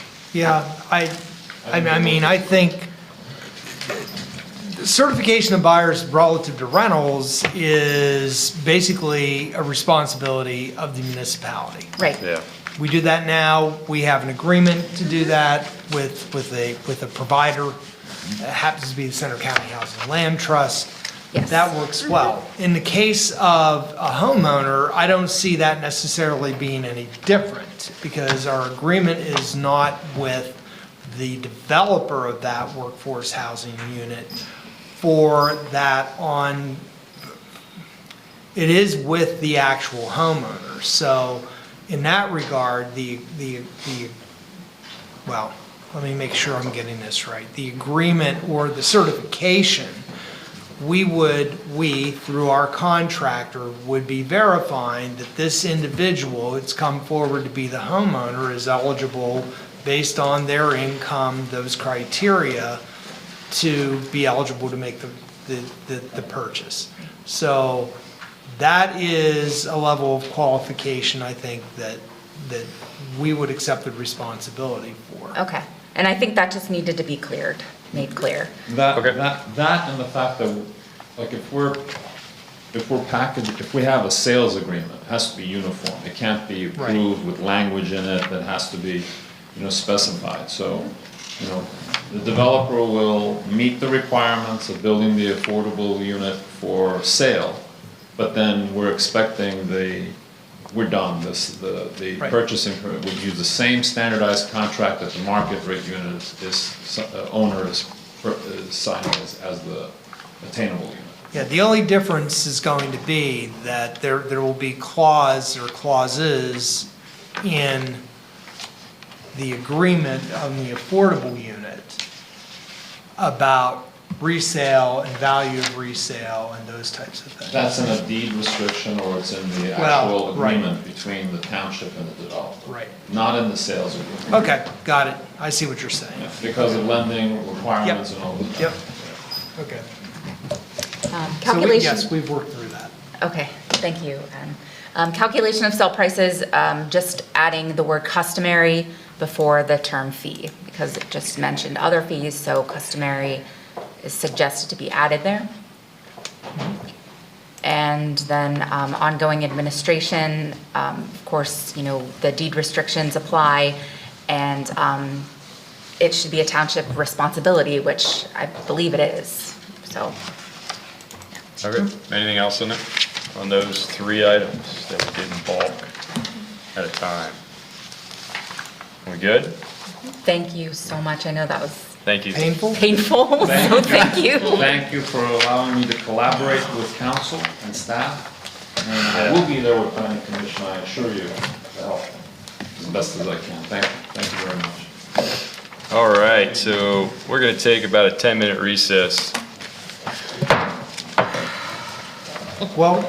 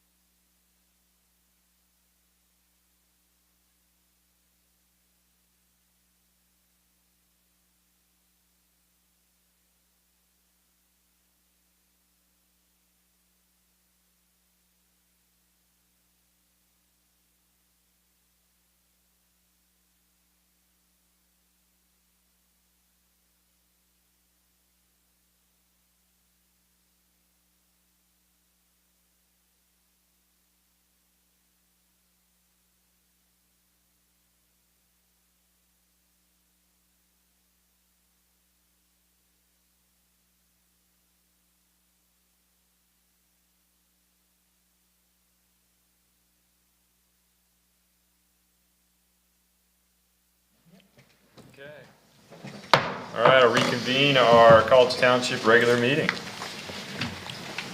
New business. Resolution R-24-21, amendment to Thompson Woods Preserve intermunicipal agreement. Any members of council wish to discuss this? This one's very straightforward. I guarantee it'll be shorter than the last discussion item. As you'll recall, back in '22, College Township executed an intermunicipal cooperation agreement with State College Borough to establish the new governance structure for the jointly owned Thompson Woods Preserve property. We're about a little more than a year removed from that group being formed and operating, and we found an issue, quite frankly, with the structure within the intermunicipal agreement, specific to the appointment from the Center Region Parks and Recreation Authority.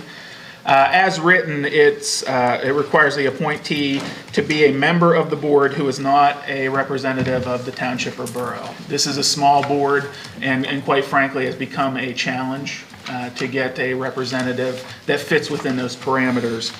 So what has been recommended, and I can attest that State College Borough has already discussed this and approved this change, is that the CRPRA appointee, this appointee shall be a member of the board or a designee approved by the board who does not represent or reside in either the township or the borough.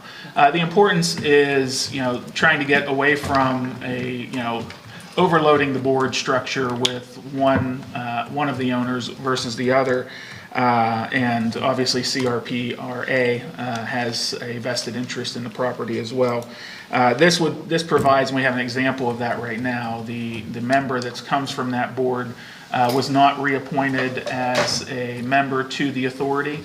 However, he has the institutional knowledge associated with this Thompson Woods Preserve governance group, and provides good feedback, and actually is chairing the group at the moment. So ultimately behind this, we're just looking to provide a little bit of flexibility to that group in terms of their appointee. And in order to amend their agreement, we have to do that by resolution. Does anybody have any questions for Mike? Rich? Not a question, but just a request. Sure. In the language, line 38. One CRPRA appointee, this appointee should be either a member of the CRPRA board or a designee approved by CRPRA board. Just the addition of the word either. Gotcha.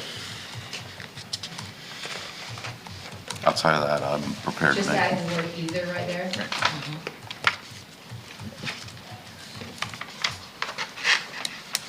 Outside of that, I'm prepared to make a motion. Go for it. Mr. Chair, I'd like to move that we adopt resolution R-24-21 with the de minimis change. We have a motion. We have a second? Second. All those in favor, please say aye. Aye. Aye. All right. Thank you. We just need to do the resolution. Yeah, just the resolution, right? Yeah. All right, moving on now to NB2, the 2025 Center Region COG Capital Improvement Plan Review. You're leading this one out. We also have some honored guests. Yeah, we have many honored guests, Yeah. yes, and thanks to the honored guests for sticking with us here. This lead out's going to be relatively short, as was referred by the general forum back to council. We now have the 2025-2029 COG Capital Improvement Plan for review. I had prepared a memo with a few comments that I had relative to the individual items in the CIP. That is essentially for council's use either as a starting point or a springboard to other comments that council may have. Okay. That's it. Questions and comments, council. Who wants to go first? Rich, you want to go? I can, just kind of on the context of the document more so than anything else. because a lot of this stuff comes from the other committees, and they're the subject matter experts on these. Finance gets a big role in the various things, but the focus of this year's Finance Committee, which is a pretty new group and everything, but they're bringing fresh eyes towards this, along with having a new finance director who's bringing fresh eyes to this. There's been several modifications of the document that some of the members have seen historically and everything. And in general, I think there's been a lot of good improvements to the document, some explanations of things that I think might have been wanted to be understood in the past, but now is in the document that can refer to more graphics, picture says 1,000 words, all that type things. Trying to allocate some vision on funding, although there's different perspectives on whether a CIP should be a be-all, do-all document. A general statement is this is a guideline for, same as College Township, is it's a guideline towards the development of the detailed budget. And it also has an influence on the program plan that follows up on the capital improvement plan. But this is where we start shaking our heads yes and no to try to give a flavor for what we theoretically or philosophically, there shouldn't be anything in there in this document that we don't support. But that doesn't mean we can afford it. And then it can provide a bit of a roadmap of how we can afford it, when we need to afford it, different things like that. So a couple concepts in this. They always question vehicles. Well, did the egg timer go off and we got to replace it, or does it actually need replaced? For the CIP, you have to put it in by rules, manufacturers, warranties, standard accounting practices, everything like that. Staff has historically looks at everything and says, yeah, I can get another year out of that, and it moves to the right. But it always just because it's in there doesn't mean it absolutely has to be done in that year. But that's when, according to everything else, when it's supposed to be done. And so that's, just to keep in mind in general. The other things that have been factored in more and more in the past couple of years is adjustments for market and supply chain realities. We're ordering fire trucks a year plus out ahead, so you got to put the money in a year ahead and things like that. So that's come in thing. 2025, 2026 are really coming into focus because it's going to feed into the budget. This 27, 28, 29, and further out are still coming into focus. The reality is if the funding's not there, it moves right until to the budget realities and everything. So ours at times makes decisions on prioritization of conflicting priorities. One of the things that was added, if you go to page 52, is the expressed priorities of the COG or the general forum are represented there, and how staff has allocated those in that priority structure. So the other thing I would offer, we talk about this is growing. This is also, unfortunately, hasn't been historically maintained the way it should. We haven't put money away to take care of our assets, and that was the birth of the Facilities Committee and trying to better inform this specific document towards that. So we may see some ramp up still as things are coming to their end of their usable life and everything. And the other thing I would a global, we talk about it in here, but it seems to be a different concept across the region. doing long-term things with long-term dollars, spreading that cost across the length of the CIP. There's a fear of debt. I get it. You don't want to pay interest unless you have to, those kind of things. But the other thing is there's an equity issue that future residents participate, who are going to benefit from the use of those assets, participate in the costs of those assets. So it's a balancing act between not wasting money in interest rates, but also allocating the cost to the ultimate users of that. And so with that's my 2 cents on the document as a whole. I have some other ones on individual items, but I would want to throw it back to the council. Sure. Yeah. Okay. Susan? I'm going to be really honest and say I didn't give this nearly as much attention as I did the attainable workforce ordinance. So I'm actually going to listen to the conversation tonight and engage as I hear different things. Okay. I read your comments, Adam. I appreciate that. That saves time and helps with guidance. And thank you for your comments again, Rich. I appreciate that too. Tracy? So I'm new to council. This is a lot to absorb, so I am going to be listening as well. Okay. Eric? Yeah.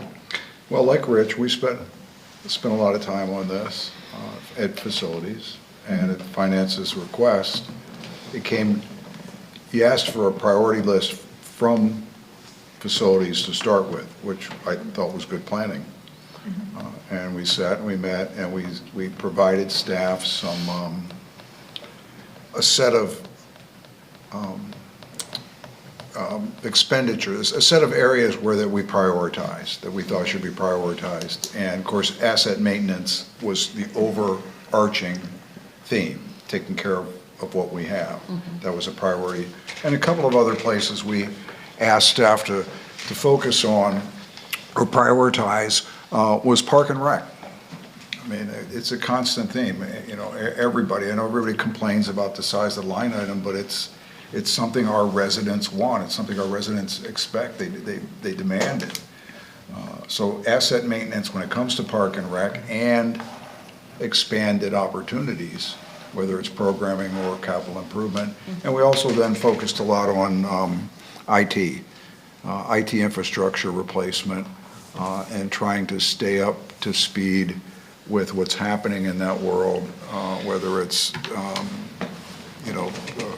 cloud storage versus server space, those kinds of things. So look at that. There's probably a few that I'm missing, but Kimberly sat in and took notes and went back to staff and came up with what I thought was a great 5-year plan based on the input that we provided as COG municipalities. As Rich said, yeah, it's, there's some things in there, particularly in the out years, that we don't have, like Adam noted, we don't have $6 million for Millbrook Marsh, but it's got to be in there. We've got to start putting things in there so that municipalities can see these things in the out years and know that they're coming.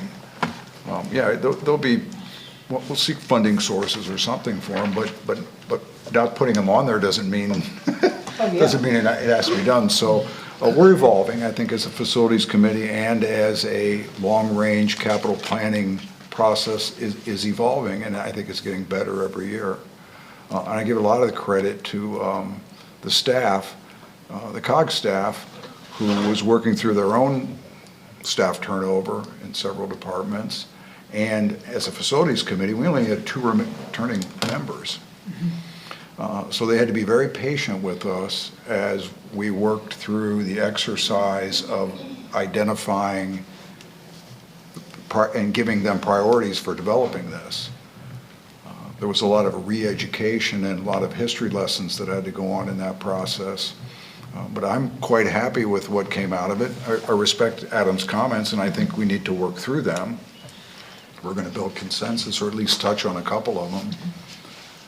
But given that the staff has sat here for over 2 hours, I would offer them the opportunity to chime in on anything that Rich and I have said. Yeah, so gonna go to them next, unless they just want to sit back there quietly. I'm sure I missed a couple of those priority items that came out of facilities.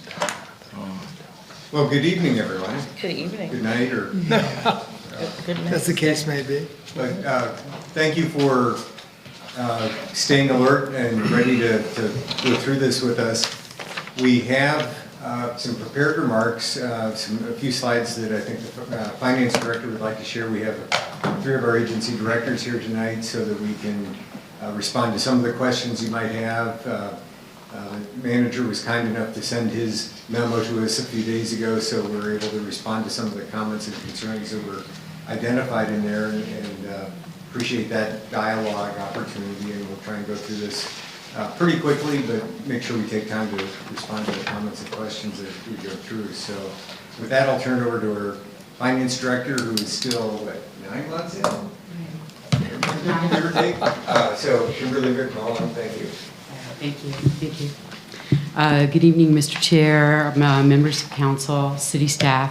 What I brought with me to just kick this off a little bit is a very, very high-level deck. Most of the slides are already presented in the CIP draft, but what I'm doing for each of the municipalities would be, if you could go to slide 2, thank you. I've just put together a grid, a very pretty one, that just shows the last 4 years of actual approved CIP, and then the blue bar at the very end is a reflection of 2025. I have the numbers to back this up. For College Township in 2025, it's about $384,000. That includes regional parks. And so just year over year, 2024 was about $366,000.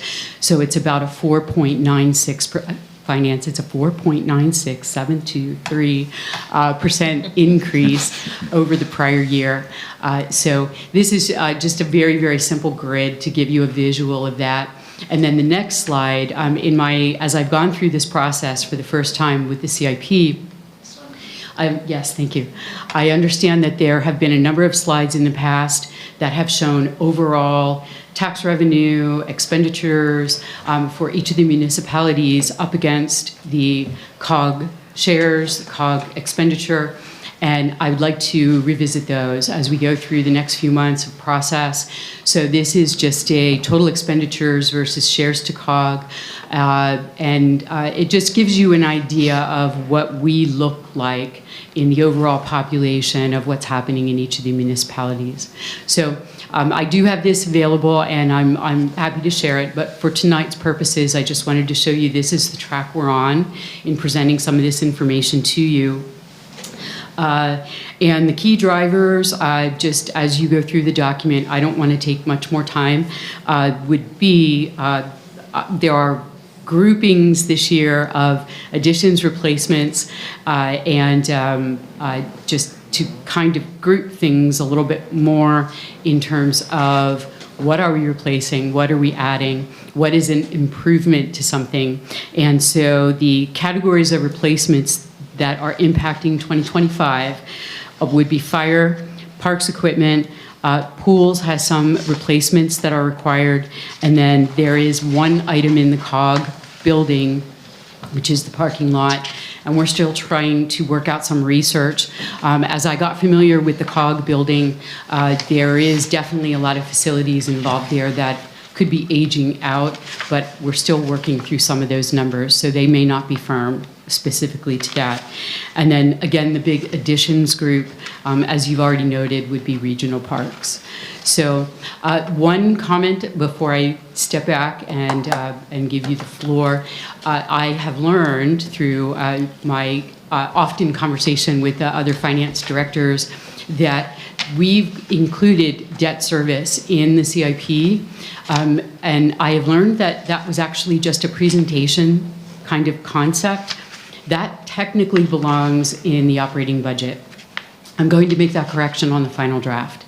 So what you see in here, where in the document you're looking at, the pool's debt service is actually in the CIP, but we did not include it for regional parks, and that was just a carryover from the way this was prepared last year. But we are going to make that correction in the final document. That will actually come out. We're not going to double count it. It will be reflected in the operating budget. But what it's doing right now is it's overstating because it's baked into the municipal shares. So I just wanted to bring that to your attention. That's an education that we're going to fix as we move forward to the final. And if I can piggyback on that comment, under general comments, I had provided information that in light of this information is completely inaccurate relative to the $111,000 increase and the 30 cents, the 3/10 of a mil calculation. So prior to knowing exactly what the number was and why it was there, I had provided the comment. Kim caught it, corrected it, informed me, but your memo reflects basically an inaccuracy on my part based on that information. So we can delete that first bullet under general You comment? can. Okay. You can. So following up on that, just to confirm, it was consistently applied at the detailed budget level to the operating budget. It was inconsistently applied on the CIP between pools and regional parks, which obviously are two big debt line items and everything. So what the finance director has identified is going forward, we're going to be consistent on both. Okay. Okay. All right, let's move into, do you guys have anything else? All right, we move into more specific items and questions. Rich, you said you had some? Yeah.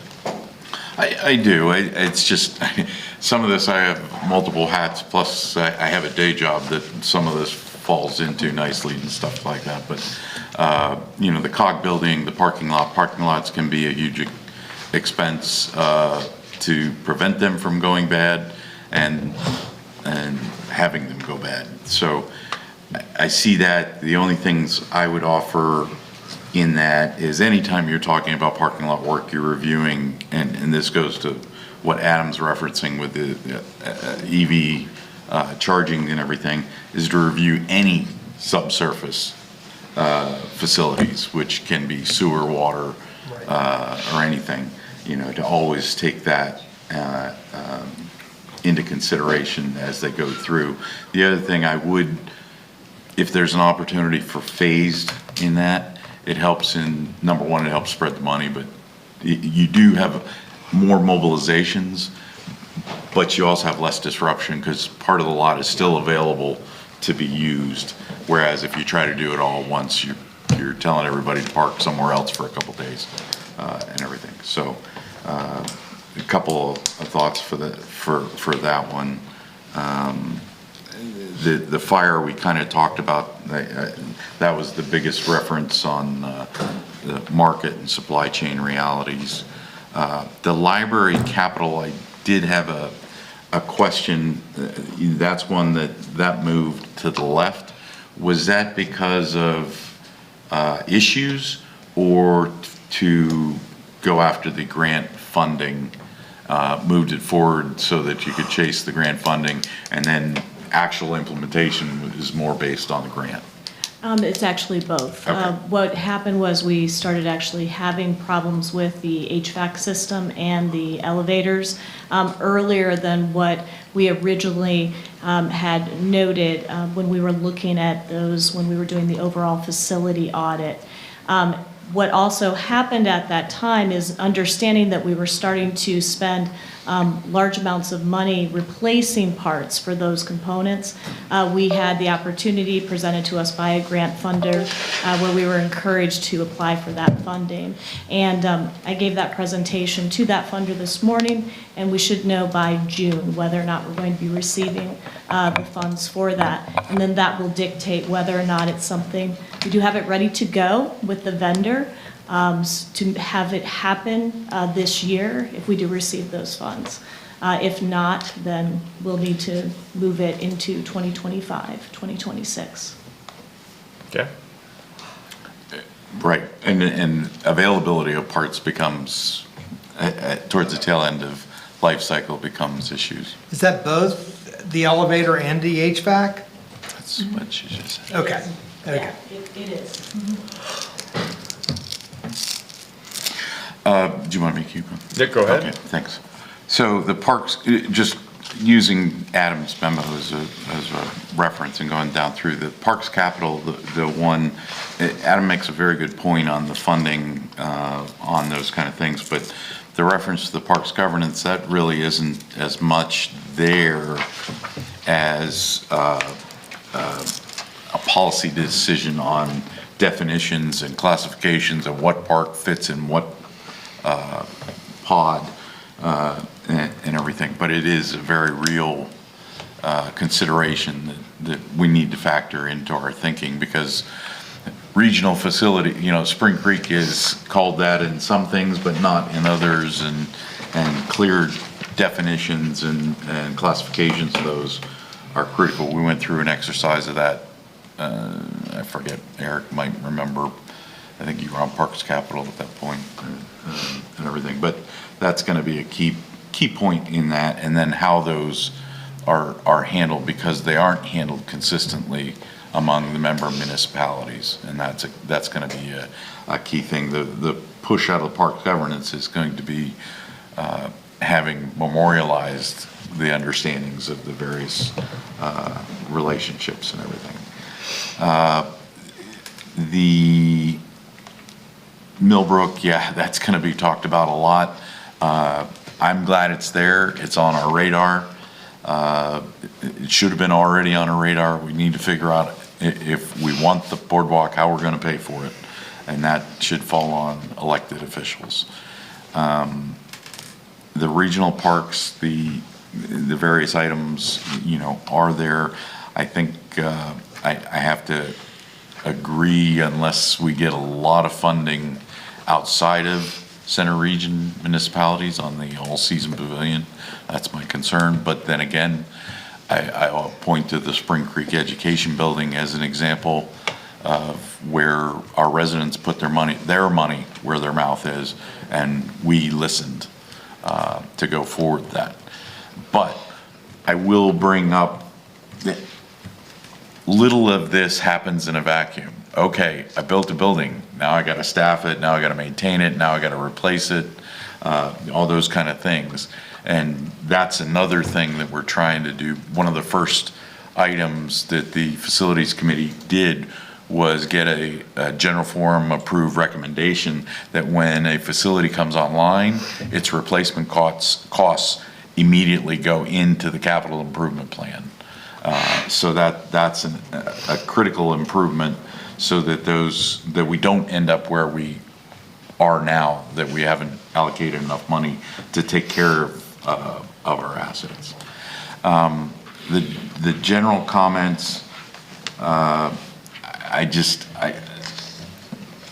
having seen a glimpse of what a good facility coordinator can do for the COG, I think this council has said we aren't in support of waiting any longer than we already have. I think it puts the burden on the rest of staff to fill that void, and I would like to see that come forward, at least get through the recruitment process, and so that the new director can make the final hire. But I would only offer that I think the current director's made some good hires already, so I would not have any reservations about him making that hire as well. I think that's all I have in my list, Mr. Chair. Okay. Susan, anything additional? Tracy? Eric? Just a couple comments. On the list, the Adam's comment about the Hess bathrooms, that came up in facilities, and I think Christie said that was based on, what do you call it, not something you ship in and put on a pad. A mobile? Yeah. It's a prefabricated unit, prefabricated units that you can adjoin 5 of them together, and Yeah. it's well-less, I think that's one of them. Yeah, and I believe We could ask somebody that's here. But, you know, it has to contain, unlike Spring Creek, we couldn't tie into the public Right. sewers, so that drives the cost up a bit too. And then while she's coming up, yeah, Rich touched on it a bit. We're working around not having those park classifications, and that's tough, you know, but we can't wait. So we have to make some assumptions. And we're also working around not having a fully drawn-out, built-out fleet plan. But that's still the goal. But in the meantime, we've got to make some assumptions and some subjective calls in the capital plan. But ultimately, I think the goal is to, as a cog, to adopt the fleet plan, and those things just go into the capital plan as dictated in the fleet plan. Chris? Sure, so I'll speak to it's called a wet vault system.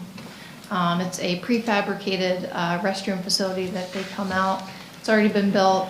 You dig a pit for it essentially, and you would set the building on top of that. We believe those are actually something that you could move in the future if you had to. But it is very cost effective. It's very green. We're looking at solar panels and things like that that would help service any lights that were included in it and things like that. But we thought it was important that we try to look at some options that don't have a strong odor. With the dry vault systems, sometimes you can get more of that odor smell, so we're trying to consider multiple options, but I think it's really cost effective versus building a brick and mortar from the ground.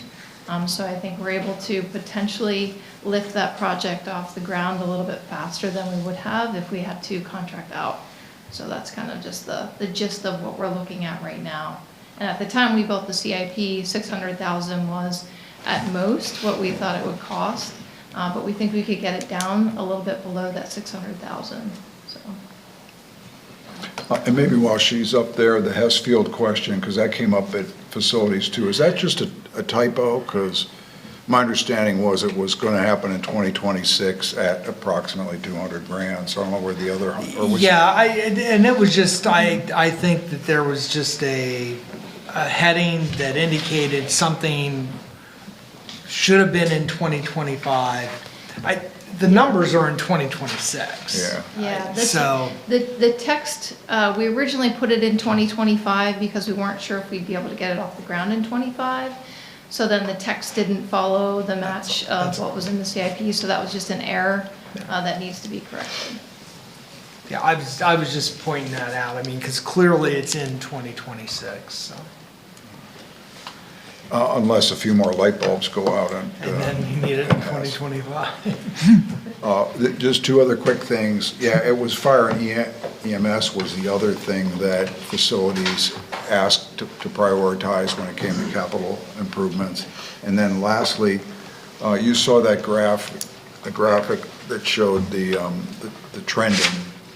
I went out on a limb, but I think the township, we've used this process before in suggesting that maybe staff prepare that type of trending graph and show it in the context of the individual municipal budgets. Because they're going to get hit everywhere they go with capital and operating expenditures go up every year. Yeah. So do your own municipal expenditures. So, you know, we used that I thought rather effectively last year, and I thought having that available as they work their way through the municipalities may be of use, depending on what the tracking shows. And you pay attention to it, yes. Yeah, as opposed to That's the key point. all the other little pie charts and graphs that show the historical changes in shares that draw people's attention to stuff that really is not that relevant, in my opinion. You know, it just gives folks something to pick at. When they're in reality, let's focus on the big picture trends, and are we in line with, you know, our own individual municipal trends. So just a heads up there. All right. My only comment is I'd really love to see the boardwalk come closer to, fruition in the next year or two. I mean, you got an education building and you don't have a boardwalk, but, I understand that's a sizable cost. I think we obviously need to do some community engagement, and it may take a year or two to figure out how to make that happen. But I have one alibi administrative item for Kimberly. On page 30, the planning CCMPO and regional refuse slide, we're running a negative fund balance there out at 2029. It's the only one. It's not a good, generally not a good plan. Not a good plan to have a negative fund balance, so I guess we gotta give some thought about how that fixes. Okay. Do we need to take action on this? I was taking a few notes, and so essentially that's what I'm going to convey back to the executive director, were council's comments. Essentially, where we haven't made comments, I'll probably use the generic language that I used here, generally agree, with the expenditures as listed. Yeah, and if there's nothing else, then that's, if there are no other comments, I'll convey what I heard here. If I have the opportunity prior to, and when are these due again, Mr. Executive Director? The 16th, I believe, of May. Okay. I'll do my best to pull these together and get them out for council review prior to formal submittal to the executive director. Okay. All right. So we'll move on from this item. And there are no staff informers, right? Correct. Are there council, staff, other matters you wish to bring up? Okay. I move to adjourn. All right. We're adjourned.